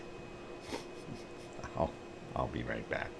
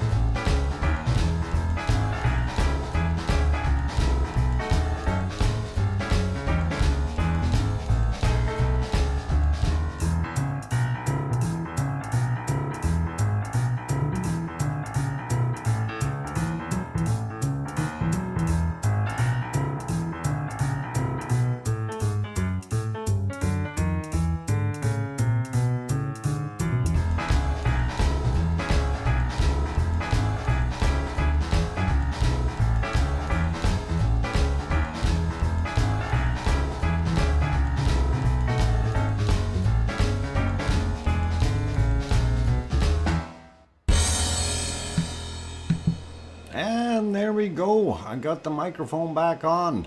And yes, I remember that video stalling. I was watching it at that point in time, and it stalled. I wondered what happened to it. Anyway, it did get a little weird there for a little while. Anyhow, welcome back, everyone. I'm glad to have you all on board, and welcome back. What a lovely time we are having here. Yeah. And thank you, Piggy. Night bought just wrapped Chris gifts today. Oh, cool. And all good. And thank you for the welcome backs from John and Hermione with Fluffy and Sue Hayes. And Oz has got 6 white boomers. That is awesome. And thank you, Sasha and Alba Girl and Sharon Stewart going, I hear you, DrFox2000. Thank you. I had to do that. Oh, boy. And thanks, Teresa. And that is all cool. Okay, so yeah, we're still waiting to watch for more of those lava workers that are hiding thereabouts, and we'll see what goes on. But for right now, let's pop over to our earthquake map, and we'll take a look and see if we've got any earthquakes happening there. I'm going to pause that video. Hang on, that is the wrong one. Or is, oh, never mind, that wasn't the video. That wasn't either. This is the video. Okay, let's pause that. Okay. Anyway, that is Monaloa. We'll just stop it for right now. Let's get over to that map, and we will see what we've got for quakes happening there in Hawaii, of course.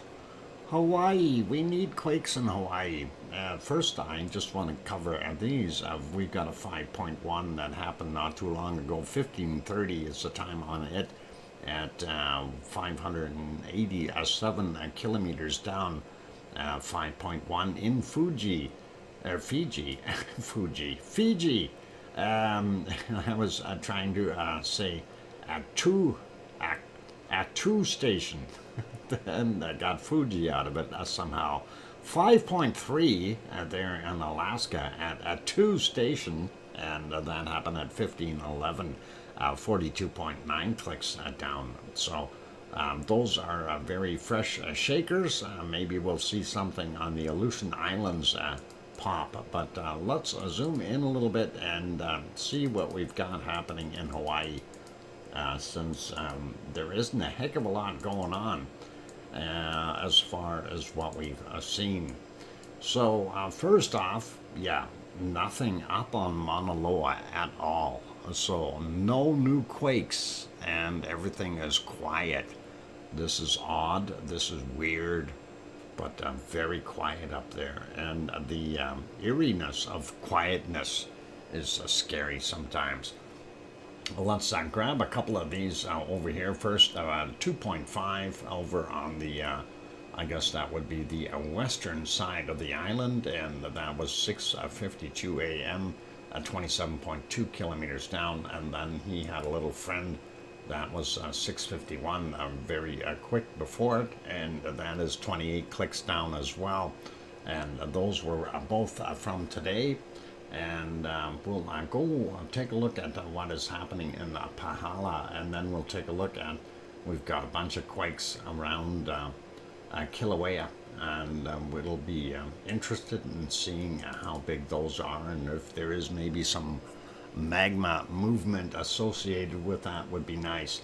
Anyway, Pahala area, typically between about 26 and 37 kilometers down. We'll take a look at these one by one and go through them. Anyway, this is a 2.1 from 1220, and this one is a 2.2 from 538. We've got this 2.4 from 4:53 a.m. And then this guy here, 2.3, and that is 5:26 is the time on that. This one 2.6, a little bit bigger, 5:10 a.m. And then we've got this guy 2.0, yesterday's 1922.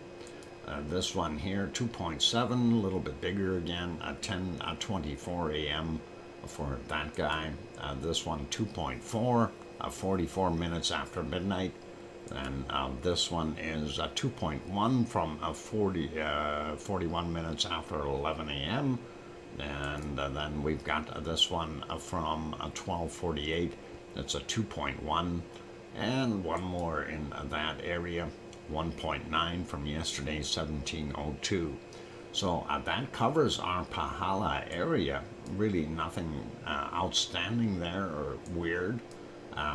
We continue to see those quakes. That is where that hotspot should be actually located. And that, of course, kind of plumes around this whole area here. So it's underneath, way down underneath, long ways down. Ask the lava workers for directions. They'll tell you where the pipes are. Anyway, they won't tell me though. Let's look at the newest one first, and that is a 1.9, and that is from 1537.8 of a kilometer below sea level. And we'll grab these other ones over here. 2.1 from today at 1:30 a.m., 500 meters below sea level. This one is 1.9 from 12:38. Good night, Piggy. You get some sleep, okay, and rest well, and lovely dreams, and make that little thistle sleep too. And that's important. And good night, Piggy. Sleep well. Thank you again for being here, and thanks for the super chats and everything you do for us. So, thanks. Anyway, 1.9, 12:38, 400 meters below sea level for that guy. This one right smack underneath the caldera, and that is 1:55 a.m., 800 meters below sea level. This one is 2.3 from 1403, 1.8 kilometers down below sea level. This is also another 1.8, and that is 1:53 a.m., 1.3 kilometers below sea level. We'll grab this guy here, 1.8 as well, 9:35 a.m., 12.6 kilometers down. That's a little deeper. And then we've got a 2.5, and that is 1.1 kilometers down from 10:09. And that is it around that area. We do have this one on the slopes here. And this one is 2.1 from 1340, and that is 3.6 kilometers down. And that is it for Hawaii. So again, just to recap, we have nothing up here seismically up on Mauna Loa. Nothing at all. And that is usually a good indicator that we're probably got a dying volcano. Otherwise, we'd see something, wouldn't we? Anyway, let's go with the other earthquakes around the world. And looking at this one, we've got a 4.9, and it is off the northern coast of California. They do have a tidal wave thing there, so no tsunami warning, and that one is cleared. So we don't have a tsunami happening, but we do have a bad quake. It is on the Wanda Fuca plate, and of course you can see these compression lines here as things get pushed, and that's what we've got there, sliding down here to the Baja of Mexico. 4.4, and this one was from 1:32 a.m., 10 kilometers down for that one. And not seeing too many more big ones there. We do have this one. That is just on the fissure here where the Cocos plate is meeting up with the Aztec plate. So that is a 4.7, and that is 2:36 a.m. is when that happened. Sliding down a little bit more, looking at that should be Chile, or is it Argentina? It's Chile. 5.6, and that is from yesterday at 23:41, 114.2 clicks down. Then we've got a 5.0 down here, also chilly, 1:48 a.m., 30 kilometers down for him. 4.6 and 1:49 a.m. of 45.7 kilometers down for that one, and 5.5, 25 minutes after midnight, 27.6 kilometers down for it. We do see this one down here in South Sandwich Islands, 5.0, 78.6 kilometers down, 5:01 a.m. And then we will look in New Zealand area. We don't see any quakes there. Sliding over a little bit more. Looking at this one, we did kind of look at that already. That was from 1530, and that is a 5.1. And then we get a little closer here, 4.6 from 1931 yesterday, 580 kilometers down.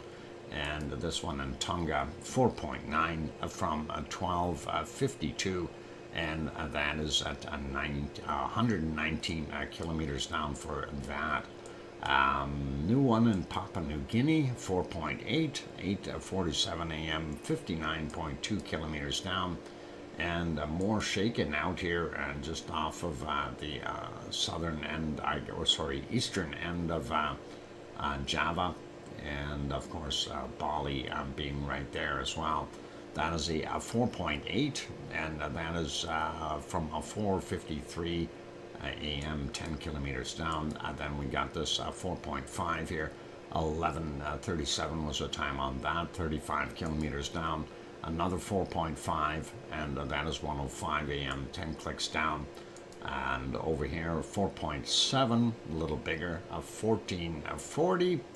And sliding up and looking in the Philippines. I don't see anything there, nothing in Japan other than this guy out here. Bonin Island area, 16:54 is the time on that, and that was yesterday at 451 kilometers down. Don't see anything else going up, nothing on the Kamchatka Peninsula. We got this guy already. We do have this little 3.9 here. Atka, Alaska is the closest location there. That is yesterday's from 1936, 10 kilometers down. So nothing really major to report. This one here, 4.8 in China, 6:47 a.m., and that is 10 kilometers down. This one is in Tajikistan, 4.0. 1822 yesterday for that. Don't see any new ones there in European areas at all, and on this map nothing new showing there either. Let's pop over to the ones in the good old Canary Islands. We already did the other ones, so let's refresh this map though. I want to make sure we're up to date. And there we go. I'm going to zoom back out, and we got these two already. We know they were there before. There's a new one here, 2.7, happened today at 21:43 UTC, and that is pretty cool. And looking at the map, the latest one, of course, was in Tenerife. That is a very small one, 0.4. And happened at 22:55, so nothing major. And if anybody starts screaming saying there's a 2.7 that disappeared from La Palma, it's over there in the water. Okay, that was from the 8th, by the way, a couple of days old already, and it's just my pet peeve with fear mongering and people misleading things. Anyway, looking at what we see on La Palma itself, really nothing super major. We do have a bunch of little shakers today though. So 1.4 just off the coast, 9 kilometers down, 57 minutes after midnight. Then way up top on the ridge from 5:09 a.m. We had this 1.2. Then we've got another one very close to it, and that was 15 kilometers down, by the way. This one is 1.9, 5:12 a.m., and that is 13 kilometers down. He's not too far away from the other one. Then 1.2, 9 kilometers down, 6:01, and then we've got another 1.2 from 6:12, and that is 12 kilometers down. Then another 1.5, and that is almost in Tazacorte, and that is 2 kilometers down. Not sure if that is got anything to do with lava depressing the ground area. Hopefully it's just a uncommon occurrence there. Anyway, 13:43 was the time on that one. Then we've got this 1.6, 8 kilometers down from 1551, and 0.7, and that very likely lava flow issues, or something got blown up and they're trying to build a road. Anyway, that was a 0.7 from 1936 is the time on that one. This one is from 1949, and that is 13 kilometers down, 0.9, and the last one up on top of the hill, and that is a 0.7, 8 kilometers down from 1957. So that is pretty much it for there. Let's go and leave that alone. I didn't realize there was this guy over here. I didn't see him there. I thought that was further over here, but cool, and that is close to the observatory. That's an unusual place to see a quake happening, but it's only a 0.9. I don't think they would have even noticed it 13 kilometers down. And next on our list is our wonderful volcano map, and we will see what we've got there. And it's refreshing, so that is what we need to do, make sure that we've got up-to-date data here, and not going to mislead anyone. Anyway, there we go. Get rid of some of the commercials. So pretty cool to see, and we still have our two up here in Iceland, our two in the Azores. Michael volcano still down on the bottom here, and we do have some changes, but nothing really spectacular. Of course, Villarrica down here, and Copahui, if I said it right. Anyway, these guys are all pretty normal. This one, though, is new. I'm going to see if we can zoom into this. There we go. And that is Lascar volcano, and northern Chile. And that is new on the list. They have said that it was throwing out some smoke and stuff, and I didn't get any info on it yet, but we'll definitely be looking into it. That is the new one in Chile, so it popped up there. That was nice to see. Hopefully nobody is in harm's way for that one. Looking at what we've got here, Galapagos Island still has Fernandina. Sangay is still out there in Peru, and then of course Cotopaxi. And Oz just throws in a super chat for 5 Aussie dollars, and thank you, Oz. That is very kind of you. And what's it say? Aussie Christmas equals a barbecue, a tree with no snow, a rusty old ute, and a surf, a sun, and sand.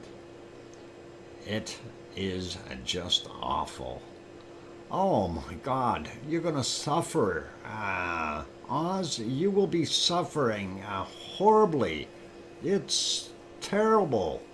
Where are the 6 white boomers? Don't they come around and join you for the barbecue? I'm just curious. But thank you for that. Sandflies and sunburn. All right, that is cool. Anyway, let's carry on. Thank you very much, Oz, for that wonderful super chat, and I do appreciate it. And okay, Oz, we have a -5 C, freezing a frog. Want to swap? Yeah. Nah, forget it. I got first dibs, Colin. Anyway, Cotopaxi, there, Reventador, and then of course Sierra Negro and Perse and Navedo del Ruz, and then we go up. We see our normal ones here in our Central American regions, of course, Fuego being there. We don't see too much from the other one, this Santiaguito,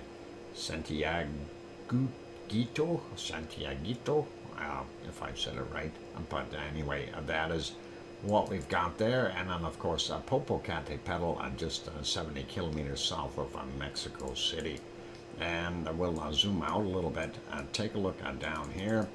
And we still see Taupor and then White Isle volcano down there in New Zealand, and we still have Tofua and Home Reef volcano in Tonga, and then of course our three here in Vanuatu, and that's Yasur, Eoba, and Gawa. And going up, looking at this would be well, part of Papua New Guinea, and anyway, that is pretty cool and normal stuff there. Not going to worry about those. Let's carry on here and just look. Luolatak, and there's Semaru. Raun still sitting there as a yellow. Haven't seen any more from it. And Morapi, and of course Krakatau. Ibu and Dakono still working away. This guy here is sitting there. I don't know what he's doing. Karantanga, or Karen Getang, if I said it right. Anyway, that is Indonesia yet. And then we get up here, and these are in the Philippines, and nothing new. And that is about it. There's our Suwanosi-jima and Sakura-jima doing their thing. And up here we still have our trio on the bottom end of the Kamchatka Peninsula. Well, they're actually on two separate islands there. These two are Ibiko and Chikarachki are on the same one. And of course, Lade is on its own island. Something here, Karinsky has been demoted again and is now an orange. It was red before. And Bezimiani also being an orange, and of course he had his friend behind him there that is still a yellow, and Shivalish still doing its thing. So that is all cool, and we will zoom out a little bit and take a look for other nasties to see if we have anything new. Nothing else new. Erebus is still down in Antarctica. It hasn't decided to move on us. It must not want to be a tropical volcano. Heard Island still down there. Nobody's towed it out of there. And of course, Piton de la Formes, and there in Reunion Island, still continuing its thing. Our guys here in Africa still pretty much the same. Urta L doing its thing. And sliding in and looking at Etna, orange, Volcano, yellow, and Stromboli, red, and of course Campy not doing a darn thing. And looking at Ireland, they don't have any volcanoes. Actually, let's turn this on. I'm curious. Yep, they don't. I turned on all the other ones. The green air volcano things here are definitely what interests me, and that is always nice. And this one, West Eiffel volcano. There's actually two here, so let's not get confused here. East Eiffel and Lachazé, and they're kind of interesting there to see that. Cheb Basin volcano and Chechnya. Yeah, Chechnya. And then, of course, here in Spain, we've got this guy. Oh, that's France. Sorry, this is Spain down here. I didn't know France had a volcano. That's cool. I knew they've got a couple in Spain, so that is pretty awesome. But all these other ones, the green ones, don't do a heck of a lot, but sit there. They do their thing. Anyway, I know I'm way past break time, you guys, so I got to do that. And there is your view of all the ring of fire volcanoes that are inactive. And of course, we prefer them that way for the most part. I'm going to put you back on some canned lava here, and we'll get that going. This, of course, is fissure number 3 from Monaloa from earlier today, and I'll leave the little banner going here as well, giving you some more vital information, right? Anyway, there we go. I'm gonna go take that break. Keep smiling, be good, and I will be back in about 5 minutes. I'm your host, DrFox2000, here in Edmonton, Alberta, Canada. If you haven't yet, hit that like button. Please do hit the button, give us a shot there. Doc Artemis 1 will return to Earth December 11th at 9:40 a.m. Sorry for off topic. Not a worry, I was curious about that. I thought it was coming back later today, but if it's coming back tomorrow, that's all right. They got to feed that astronaut that's on board. They haven't given him any food for the whole trip. They are mean. They should have loaded it up with food for him. Those dummies eat lots. Anyway, here's some music. Hit the like button. And here, this is called Empty-Headed Man by the 26ers, 126ers. So all are cool. Anyway, thanks, Bob. Appreciate that. For those guys who are here, if you haven't hit that like button, please. We need to get over that 100 mark. And of course, for those who have not yet subscribed, please do consider subscribing. On that note, I'm going to go take that break. I'll be back in 5 or 6 minutes or something like that. Don't go away. Thanks.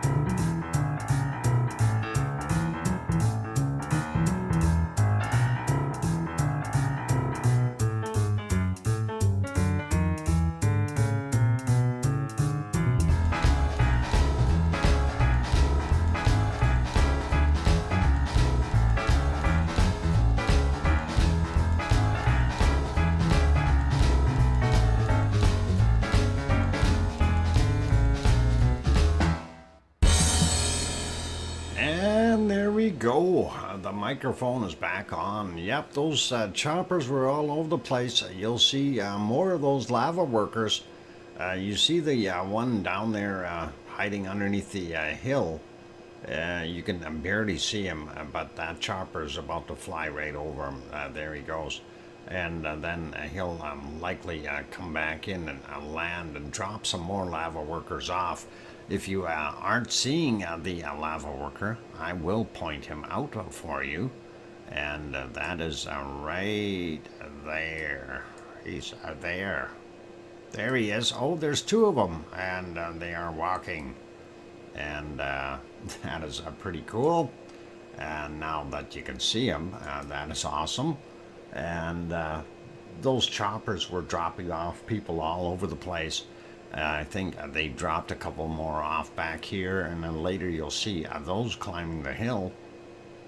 And then you'll see a couple more on this side. And they've got the big long poles with the fishing hooks on there and a couple of buckets. So a lava fishing in all likelihood. And that is what they got to do. And yes, they are from USGS, and they are doing their thing as far as testing things and the like. So it's pretty cool, and we see that. Anyway, we'll park that for right now, and we will get back to it in a little bit. It is time to go take a look at the SO2 and the diminished SO2 output that we are seeing. And we'll get over to the SO2 map really quickly here. There we go. And that is refreshed, and that is what we're looking at right now. So what's happened is we see the push from the Asian continent has pushed that stuff back over a little bit. So it is that stuff that was all hanging here got pushed. And that's what we're seeing, and why we got such a heavy cloud in here. Anyway, that is going to start to dissipate some more. You see here in California and all the way up through British Columbia and even into Alberta, where it's raining and snowing and stuff. It's taking some of that SO2 out of the skies. We don't see as much down here in the Gulf of Mexico either. So that is pretty cool and nice to see, and of course pretty awesome. So thank you for the welcome backs, by the way, from everyone there. We see from Hermian, and did I miss other people? We got Hermian and John Raper and Sasha and Sue and Grenzed, of course, and thank you. And let's see, where is my I hear you? I didn't see that anywhere. I wonder if she took off. She didn't hear me. That's the problem. She didn't hear me. And that's okay. Anyway, I see, Fluffy is up and looking around. And thank you, Teresa, there as well. Cloud is over southern California. Yeah, we do see that going in there, but at least the levels are diminished quite a bit already, which is really, really good that they're not getting a full blast. We do still see the remnants here, and unfortunately quite heavy in the bottom portions of Florida, and also going out into some of the Caribbean islands here. So that's kind of what we're seeing there right now. It really, for the most part, it's calmed down a whole bunch, and of course being down from down to 30,000 tons per day in comparison to 130,000 tons.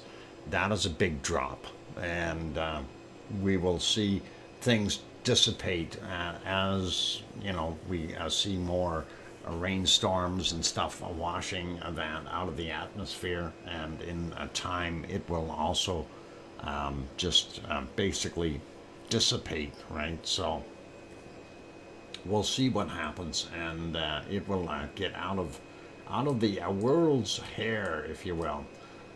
We still see a lot of it over here in the Sahara, though, but not as bad as it could have been.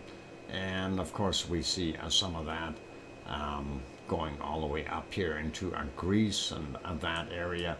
Looking really quickly at Mount Etna, and that is hardly anything coming off of it. And I do believe Yvonne had mentioned that it is about, what did she say, 6K or 4K? Yeah, 4K, 4 tons per day coming out of there, in comparison to 300,000. Or sorry, 30,000, I should say. That's a big difference. So hardly anything coming out of Etna in comparison. And that is kind of what we've got. And we see it. It is still all up in Russia and those places as well. And of course, that is kind of filtered through a little bit the other places. China, normally a very heavy polluter to begin with, but they ended up with getting extra from there as well. So it definitely has circumvented the entire globe, and that is one of the things that we get to look forward to, and hopefully it isn't going to change our climate too much. We don't see as much in the southern hemisphere, although there are some buildups in certain areas. And that makes me kind of wonder what the heck we got going on. It's drifting in and collecting in some spots. So hopefully that won't continue too much longer here. And we'll see the planet clean itself up a little bit. And let's go and, well, I'm looking at the time here, and I'm just wondering, do I want to do the weather now? Or do I want to just wait a little bit? If I start the weather now, then I have to quit and restart. Maybe we'll do that. We'll check out North America first before it gets cold. How about that? And we'll take a look. We do see the Arctic air really pushed into the northern portions of Alberta and British Columbia, and some in Saskatchewan and Manitoba as well. We do see the colder stuff in Alaska as well. Coastline's still fairly good there, not so bad. And of course the extreme colds are going to be up here in places like Nunavut, and where we want none of it. Anyway, actually looking here in wow, they got some warmer air, -1 in Winnipeg. That's better than the -9 that we've got here in Edmonton. So that's pretty interesting. Anyway, sliding over a little bit more, looking at Toronto, -2 down on the bottom end. Looks pretty good. Detroit, +2. So everything in between kind of gives you a pretty good idea. Montreal, -8. Quebec, -8 as well. St. Lawrence Seaway, a little bit on the cold side. And looking at what we've got happening there in New Brunswick, fairly cold, and -8, 7, depending on where you are. And then, of course, Cole Harbor, -4 degrees Celsius. Thank you, Sue. Halifax coming in at about -5, -6 as well. And there's some warmer spots, but most of it is holding about that temperature. And that is not too bad for Nova Scotia. PEI probably be about the same at -4, -5, depending on where you are. And looking at our wonderful Newfoundland out here in the tropical outpourings here, we see it is 3 degrees in some areas, but when we get to the other end, we're looking at 9 or 10 degrees below 0 Celsius. And of course, up here in Newfoundland Labrador area, don't go there. It's extremely cold, and we don't like that. Same thing with up here in Quebec. They've got that high sitting there, keeping the cold air in place. And let's take a look here on the west coast. And we do see, like I said, Vancouver's about 7 right now, Seattle 8. So that's actually a little bit warmer than what we were seeing the other days. Mind you, we're in the daytime, we're not nighttime. So 7 there in Portland, 7 in Eugene, sliding down Sacramento, making it up to 12. San Jose about 13, and LA looks like 16 degrees there. Let's see what Death Valley holds. 16, 17 degrees in Death Valley. Still need a jacket, keep warm, otherwise you will freeze to death. And thank you, Sue. And Mexicali made it up to 20. Wow. And looking at 17 in Phoenix, so a little bit warmer today than it's been in the last few. And 16 in Tucson. We're seeing a little bit more heat in the bottom end of New Mexico, but Albuquerque still only about 8-9 degrees Celsius. Looking at Texas, we see that they are starting to get some better temps again, and that is nice. A little bit of recovery. 23 in Corpus Christi, and going up here, San Antonio is coming in at, what was it, 23, 24 degrees. Houston about 24. Austin about 22. Dallas up in the cold zone, and they're only 16 up there. Oklahoma City making in at about 9 degrees. Sliding over, looking at New Orleans, about 20, so not bad. We see the heat kind of cuts off here at the end of Alabama, and then we get the different flow over in Atlanta and those other places. So that is where the cutoff is. Down here, 22, 23 in most of those places, and it's just 24 for Miami. Down here in Florida, and then Atlanta coming in at 12, and South Carolina looking pretty good. Charleston out in the coast here about 12 as well. And home of Grandma B only making it to the 6 degrees Celsius, so that's not quite 40 on the Fahrenheit scale. That's pretty chilly. You'll be making snow angels soon there, Grandma B. Anyway, 10 at Virginia Beach, sliding up a little bit more. Philadelphia is coming in at 4 Celsius, and 3 in New York. And let's go up here and find, what is the other one? Boston at 0. So that is kind of what we've got going on. And we still have a little bit of time here. We'll cover Mexico. Looks like the Baja is warming up again, which is really nice to see. Some warmer temperatures down there. And what do we got in Mazatlan today? 24, so not bad. La Paz over here on the Baja is 21 degrees, so that's not bad.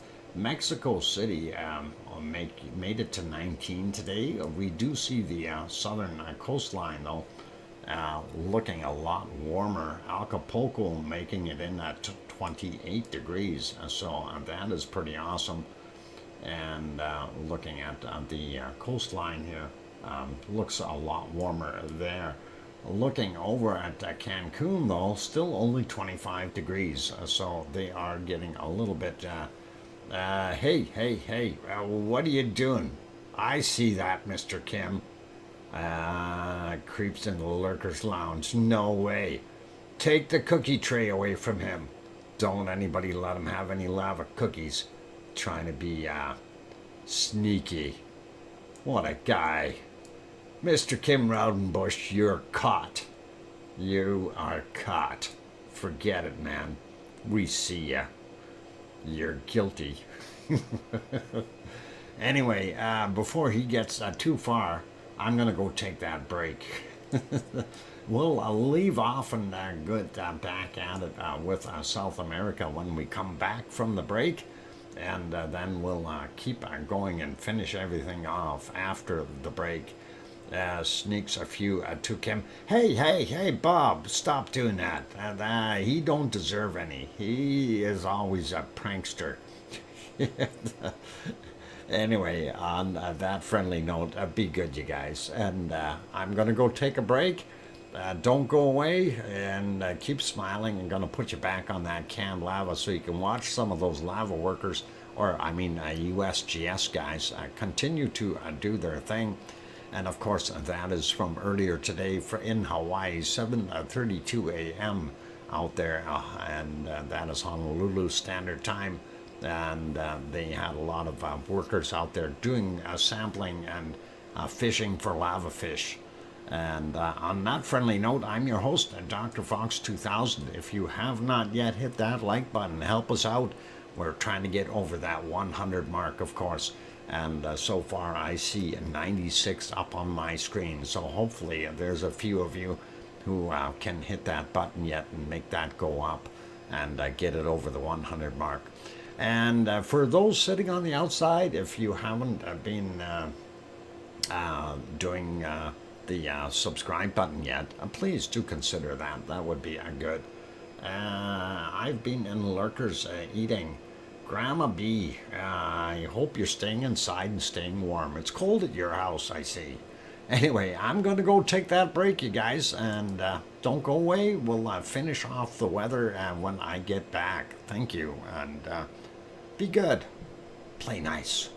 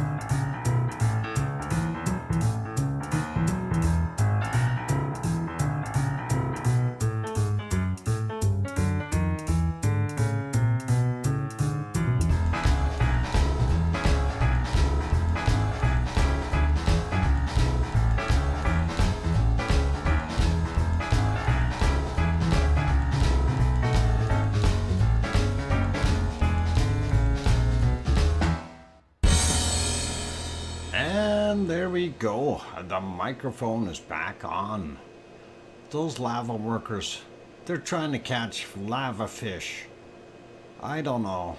It's either that or they're looking to roast hot dogs again. It's going to be interesting. Thank you for the welcome backs from Sue Hayes and Sasha and John. Thank you. And there she is. I hear you, DrFox2000. And thank you, Sophie. And of course, that I hear you was from Sharon Stewart with her melodious voice.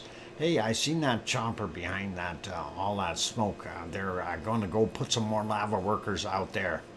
And thanks, Kananaskis Country, and all good. Yep, there they go. They're flying away. They're maybe going to get more lava workers. There should be about 6 of them by the end of the show here. We'll see. Anyway, we'll stop our canned lava and we will go to another place. Let's use our magic power here. And hang on, is that the right file? Nope, that's not the right file. This is the right file. There's the chopper. And all right, the chopper was going by.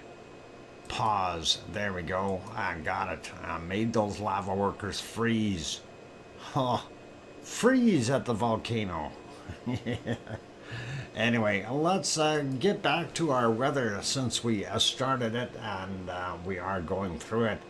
And of course, we stopped at Central America. We do see that Colombia's got some nice temperatures. In some areas, 29 degrees all the way up there, so that's pretty cool.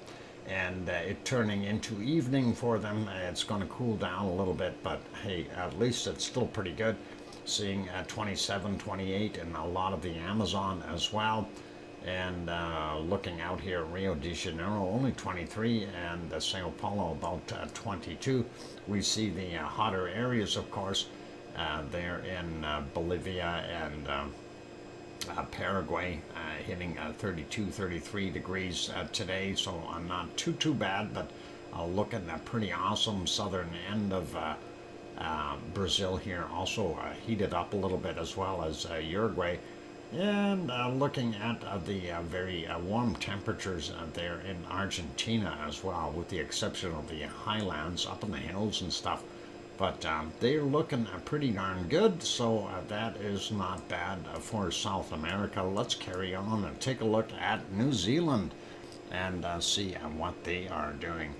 And of course, we'll zoom in a little bit. Christchurch coming in at about 20, 21 degrees there, and about 19 in Wellington. We see the eastern side is a lot warmer than the western side.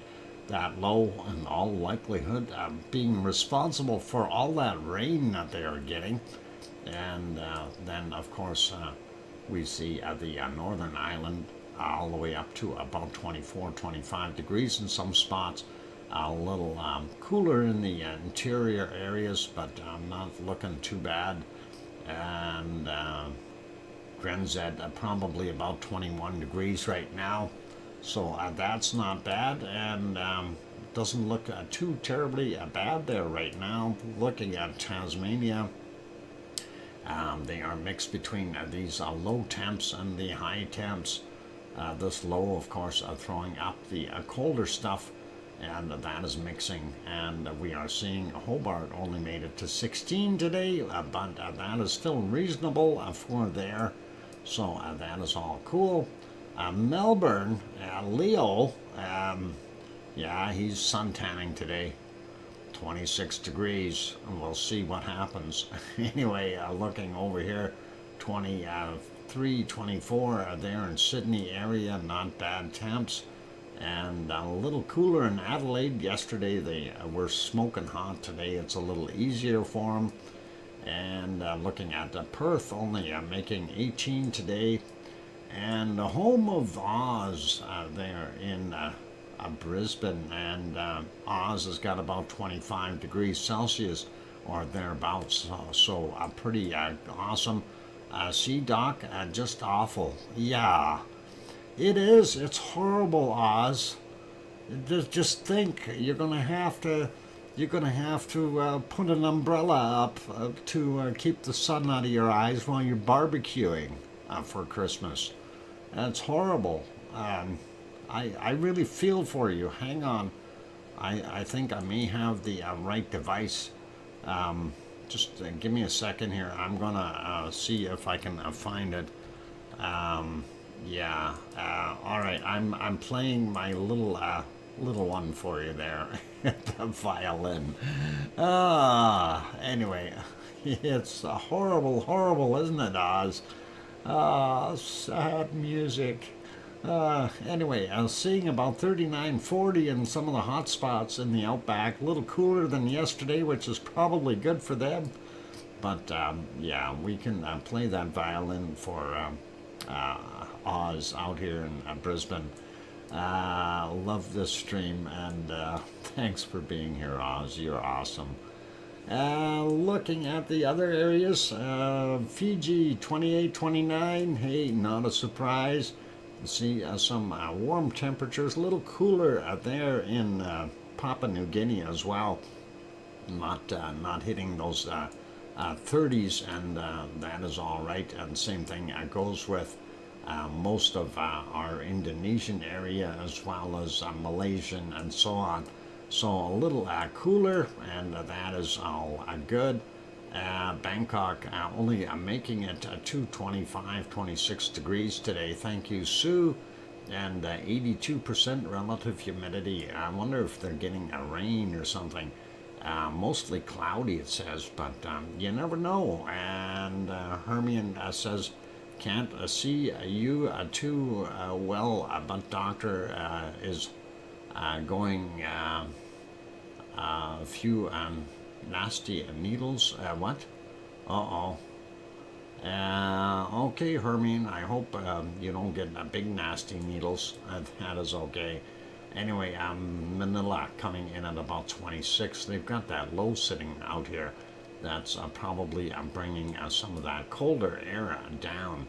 And that low needs to go away. And it's bringing the cold air in for them. They don't want that. There's another low sitting here, and it will likely be helping. And looking at Japan, a little cooler today again. 15, 16 on the bottom end, but as soon as you get up a little further, if you're not on the eastern coastline here, you're definitely going to get a little colder. 8 in Tokyo, so further north you end up hitting -2, -3 on most of those areas. And then up here in the very, very snowy area, they are getting -10, that type of thing. So that's pretty nasty for them. And Kamchatka Peninsula, some of the areas and the higher elevations are very, very cold. And we'll leave that be. Sliding over a little bit more, Sri Lanka only making it to about 24 in the high end. And we see India is quite cool right now. Nighttime temperatures, or very early morning, only 10 degrees out there in Delhi. That's quite cool. And still the cool down, 20, 21 down in Cape Town, not bad. Africa starting to warm up a whole bunch more than normal, and like to see that. And that is pretty normal there. Cairo only making it to 13 today.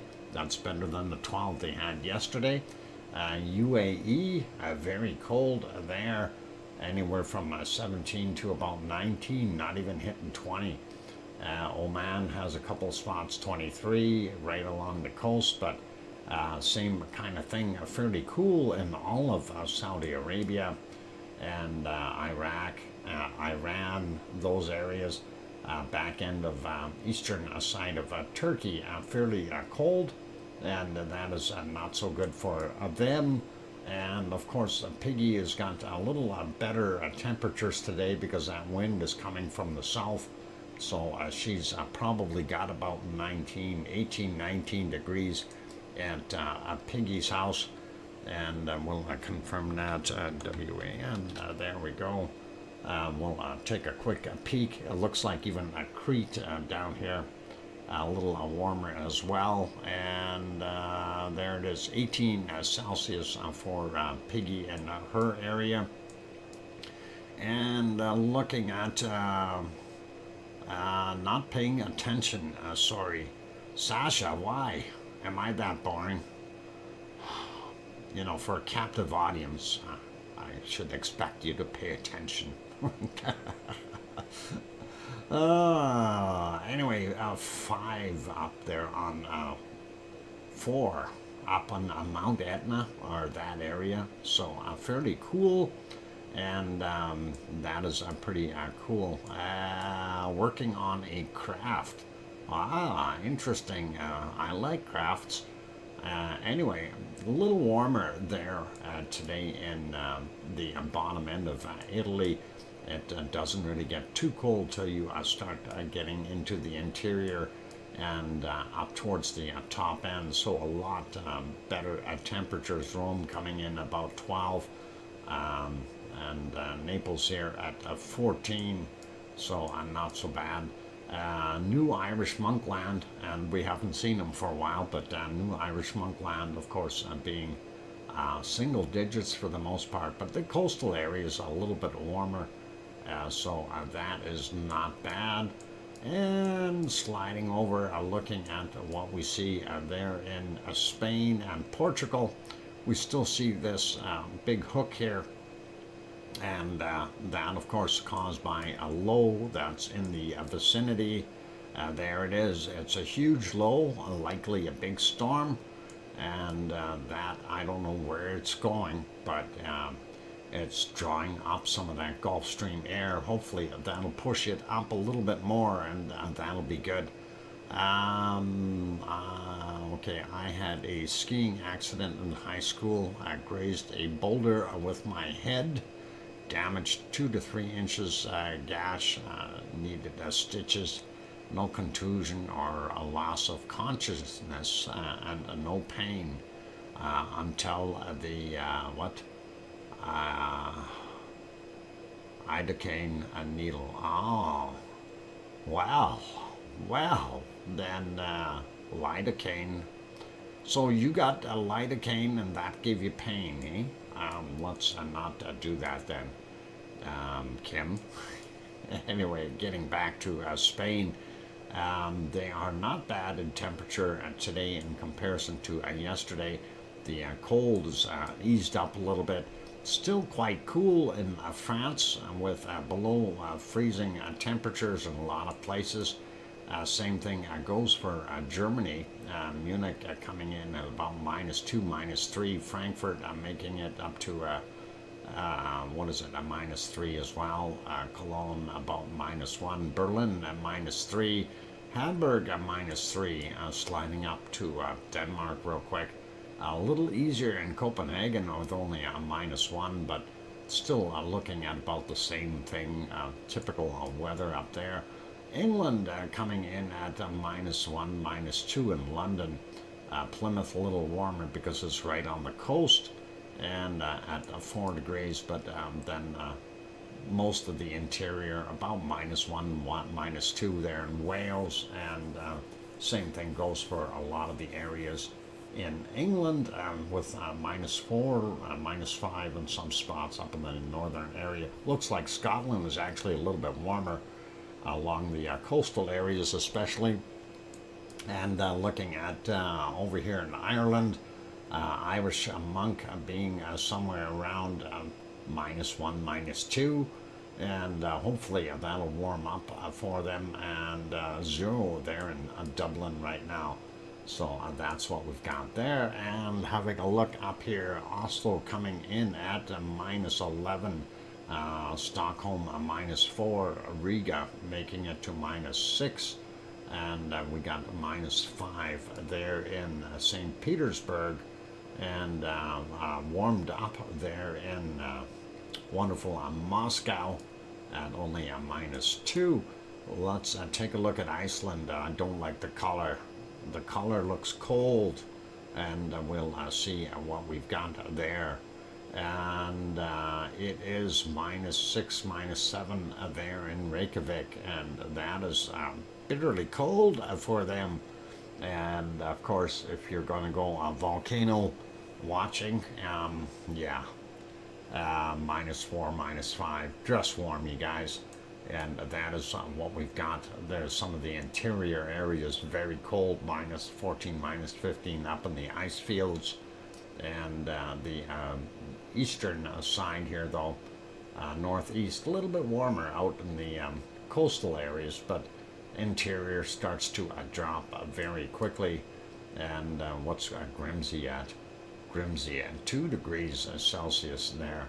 So that is our weather for our temperatures. Let's switch over to precipitation, and we'll go through that real quick. Alaska, they've got that low up here in the Bering Sea, and that is getting Russia, as well as the western portions of Alaska, and all the way down onto the Aleutian Islands with this other system, a high sitting here, and a trough line between the high and a high. We do see that low still sitting here, and that low has now got another low below it, and they are bringing snow into the western regions of both British Columbia, well, all of British Columbia, and the western states, and that's not good. We do see a low up here in Nunavut and northern Manitoba, getting some snow out of that. We have a high out here, but the lake effect snow in North Ontario here, so places like Thunder Bay and that area beginning nailed with some snow. And looking at the bottom end, lake effect snow down here as well in some of these regions, and maybe Buffalo will get some more snow. They want that, don't they?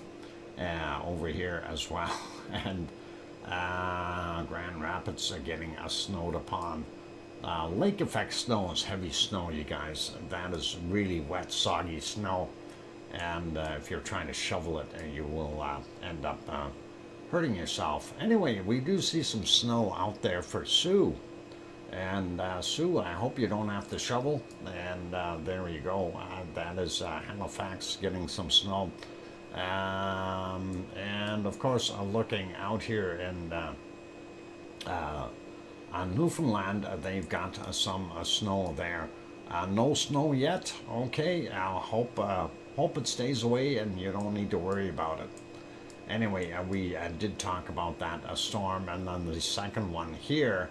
So up in Washington and getting into Idaho, they've got that snow happening in a few places, and northern California as well. Some muchly needed moisture for that region, and hopefully they are getting fair rains, and it's a nice rain and not all in one dump. That's always hard to take. And of course we see some air blowing in off of the Gulf, and we see some storm activity in Texas here, as well as Louisiana, and then a little bit, I don't think Mississippi is in the top end, but looking at this, we see Texas, and of course Oklahoma, Arkansas, and Tennessee getting some of that, and going all the way along here. And looks like not getting anyone else in those regions. Looks dry in Florida, so that's not bad. A little bit of rain in Mexico in a few spots. Central America, a little bit more of a rain, and of course South America to be expected, and that is what we're seeing in the rainforest areas this time of year, and it being springish, that for them, that's what they get. And here's what we see in New Zealand, and of course that low, just as I suspected, dumping all that moisture in onto the southern island and the northern island as well. as we see that ridge line right across the island. So they are getting hammered, and of course out here Fiji, and that would get you into Tonga as well. Those areas, as well as part of Vanuatu, and those areas getting wet. And there we go, Tasmania. I wonder if the wild Tasmanian duck still exists. Looking at that snow or rain, they've got to have ducks down there. Anyway, looking at Australia, not too much rain happening. We do see some spots out here by the devil too, the tiger, Tasmanian tiger. But it's the most feared one is the wild Tasmanian duck. That one is going to take out any humans that come along. It's about 4 feet tall. Actually, they did have I was thinking back on some documentaries I seen about the old animals they used to have there, and I'm sorry for going off track here for a second. They used to have something that looked similar to an ostrich. It wasn't an ostrich, and it wasn't what's the other one? Emu. It looked though like it was a cross between the two, but it was bigger, and I can't remember what it was called, but it was pretty big, and I think it would have been a formidable opponent if a human tried to go after it. These things were anywhere from 200 to about 300 pounds, and yeah, a kiwi. I don't know. It was a kiwi is small, I think, Sue, in comparison to what they used to have there. Extinct animals. It is sad to see. Yeah, Sasha. Unfortunately, it is. No, it wasn't the dodo either, Kim. Sorry. But yeah, kiwi is smaller, I think, from what I recall. And anyway, I'm not a bird expert or old animal expert of any type. So anyway, we do see a few spots there in Australia with rain, nothing too severe. And we see the stormy stuff continue in our Malaysian, Philippine, Indonesian areas. And here you can see what's going on in there. Boy, they must be getting nailed with all kinds of different storms from all kinds of different angles, and that includes there in the Philippines, and going all the way up and seeing what's blowing across the cold stuff going across Taiwan, and here's Japan. Snow up in the northern portions and rain in lots of places in Japan. They got that low sitting off of there, and more rain to wash over everything coming out of the Sea of Japan.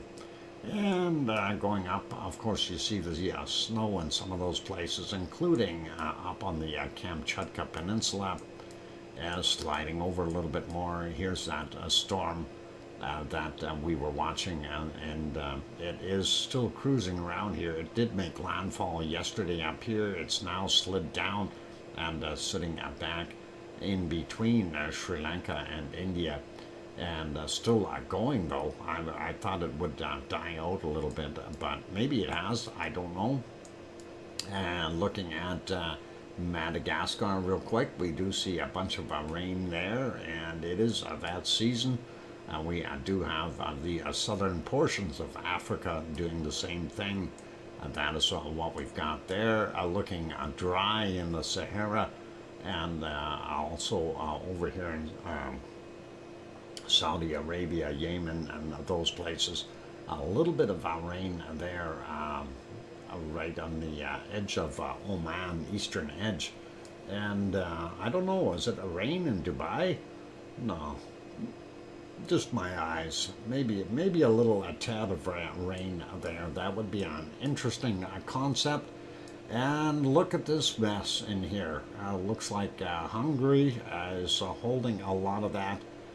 And wow, going all the way up into the Ukraine. and pretty nasty storm system. Greece and all of those other countries are getting nailed. And I think Piggy is dry though down here in Kos, and that is probably good for her right now, that they get things fixed up before too much more goes on. Anyway, Yvonne, of course, being out here in Sicily, it's got rain. I hope she's sleeping now because she's got a shopping trip planned tomorrow there in Sicily. So very important, as she said. Anyway, look at that. That's pretty nasty all the way through. And of course, Italy being hit with a lot of that as well. And yeah, going all the way up into the Alps. And that is pretty wild. And of course, here's that big low out in the ocean.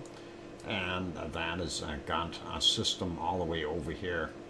And that is nailing most of Portugal and a portion of Spain. Hopefully that won't be dumping too much water for them. A little bit of rain out there in France, in a couple spots, rain and snow. And then, of course, in the Alps. Thor, welcome, and thank you for that wonderful super chat. Thor throws in Danish kroner, 50 of them, and that is awesome. Thank you very kindly, Thor. And of course, we see, speaking of Thor, there he's got some snow in a couple of spots, and looks like Copenhagen might be dry right now, but a few clouds. I think you're going to get some snow depending on where you are there. And thank you kindly. Grab a hot chocolate at Teeny's and think of me. Oh, you mean Timmy's. All right, Timmy's. Timmy's. Got it. Thanks, Thor. Will do. And appreciate that. Anyway, Stockholm looks like it's getting some snow there as well. And Oslo doesn't have any right now, but all cool. And we look at Finland and northern portions of Sweden, heavy with snow. This stuff from this low will likely come into Norway as well. And that will be pretty impressive. And looking at what we've got here, looks like Wales is getting some snow. And that is not good for them. And of course, we see right there lots of fog in England. Up in the northern portion, Scotland getting a little bit of snow as well. And Irish Monk, who's got some heavy fog as well right now. So looks pretty normal there. And looking at Iceland, we see no rain right now and no snow, and that is cold though, but that is okay. You know, the rain is what makes it worse, or the snow, and I think that is it for our weather. We've gone around the world, and yeah, let's take a look at our coldest temperatures. And I'm going to do this really quick because I cheated. I looked earlier. Antarctica is minus 41 degrees Celsius, unless something has changed, and that is right about here. And we got that. That's what I seen, and I don't see anything colder there. Not right now, anyway. I'm just double checking here, so I don't see any minus 42s, but oh, hang on, there it is, minus 42. I did find it. That is pretty cold, and let's not worry about that one. So minus 42 in South America, and let's see what we've got in our Arctic weather, north of Canada, or in northern Canada. And that has got to be up in this region here, and I think we'll probably see something similar to those temperatures down there.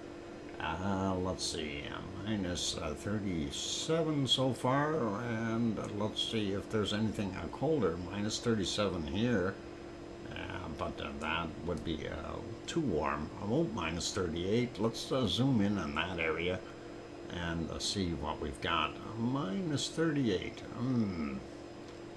I don't see anything colder than that right there. Looking at the rest, minus 38 there, 36. I wonder where the really cold stuff went. Yesterday we had a lot colder up there. Oh, minus 38. Okay, I'm not seeing anything colder, so not on my map here anyway. Minus 36, 37, minus 38 seems to be about the coldest I am seeing, so I'm going to say a minus 38 for our Arctic temperature today. You'd think there'd be at least minus 40 up there somewhere. Maybe I'm missing it. What about in here? Minus 37? Yeah. Minus 36. What about up here? Ooh, there we go. Minus 38, minus 40. Okay, there we go. Now we got some cold temperatures. Minus 40, and still searching. And yep, I don't know. I think we're gonna have to concede with a minus 40 degrees Celsius today, unless there's something cold. Minus 41 up there. Okay, we got minus 41. Do we hear a minus 42? No, I give up. Minus 41 degrees Celsius in the northern Arctic, and Siberia, here we come. And Siberia, I know we got lots cold, and I cheated, and I said we got minus 60 degrees Celsius right there. So Siberia is very cold. Minus 60 degrees Celsius. You'd think that that was the South Pole, but holy mackerel, that is cold. So yeah, so that's it for today, you guys. And oh, I see Sue, Antarctica minus 42. Boy, that is cool. Okay, and I only found a minus 41 in north of Canada there, so you beat me by 1 degree there, and I whooped you. I whooped you good, Sue, with my minus 60 degrees there in Siberia. I don't wish that upon anyone, but yeah, I guess I'm going off to feed the mammoths and the reindeer over there, and we'll have to split the difference. Wow, I couldn't find anything colder than minus 57. Well, yeah, I found that minus 60. I thought, yay, I'm gonna beat you for sure. Yeah, anyway, that is all good. So yeah, very cold there in Siberia, minus 60 degrees Celsius. And we typically see temperatures like that at the South Pole in their winter or our summer. And that is horribly cold. And they can keep that cold though. I don't want it over here. That is Russia for you.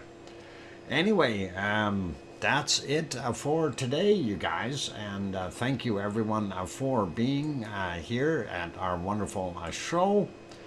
And we will go put this back on some warmer lava to warm you back up, something a little bit more tropical like Hawaii, and we'll see if that keeps you warm. I notice there's more lava workers out there, or USGS fishermen, and they are doing their thing. Of course, this was from earlier today. I don't believe that they have the stream up and running as of yet. I am going to check in. Mouse lets me get over there, and we will take a look at the USGS site, do a quick refresh and see if they do in fact have their live back up or not, and we'll see. So a big thank you to everyone who was here today and who is still here. Appreciate all of you, and that is excellent. Kim, I don't know why you're buffering. We are, USGS is live. We'll see if we can get that back on there. I'm putting out proper bit rates right now, so it is all good. Anyway, it looks a little windier there. Let's switch from the canned lava over to the live stream, and there it is. And that is live from USGS, and that is from Hawaii, the Fisher number 3 on Mauna Loa. And we will say thank you everyone for being here. Big thank you to our super chatters. That was Piggy twice, and Oz with one super chat, and Thor with 1 super chat. Thank you guys. And also I want to say thank you for the gifting. Of course, that was 5 from Sharon Stewart. And really, I do appreciate you throwing those memberships out there for the 1 month free membership for all those good people. And thank you kindly. Hey, Susie is here. I see you. And also, I threw 1 in as well. So that is awesome. And we did see the increase of 6. So everybody got them today. And just want to say a big thank you to all of you in general. We really appreciate everyone in here. You're all part of the wonderful lava family. So nice to have you all on board. Anyway, it is Saturday evening here, and probably Sunday and many of the other places of the people that are in the future. And we do appreciate all of you. And hopefully we will see you tomorrow in the next stream. And on that friendly note, I am going to go make myself some dinner tonight. I got some meatballs I'm gonna fry up and do that kind of thing. So it'll be cool. We'll see what I can come up with. I don't really want to cook spaghetti tonight, so we'll see. Maybe have something else with those meatballs, or maybe I'll make a hamburger out of them. That might work too. Anyway, thank you to the moderators: Arizona Snowman, Piggy, C&D Boy, Gary 24/7 Live, AZ Skies, and the others like Joseph Fields and Lucas Stoke that may have been in the background. Appreciate all the moderators. Thank you guys for the work that you put in. I really do appreciate it. Also, a big thanks, extra thank you to Piggy, and well wishes for her, and of course Kermit. And hopefully Kermit's injuries won't take long to heal up, and everything will get back to normal there for them. So on those friendly notes, be good, be kind, take care of yourselves, and please, most of all, please really make sure you tell your loved ones that you love them tonight, for tomorrow is never promised. I'm your host, DrFox2000, here in Edmonton, Alberta, Canada. Take care, everyone. Good night or good day, and oink oink.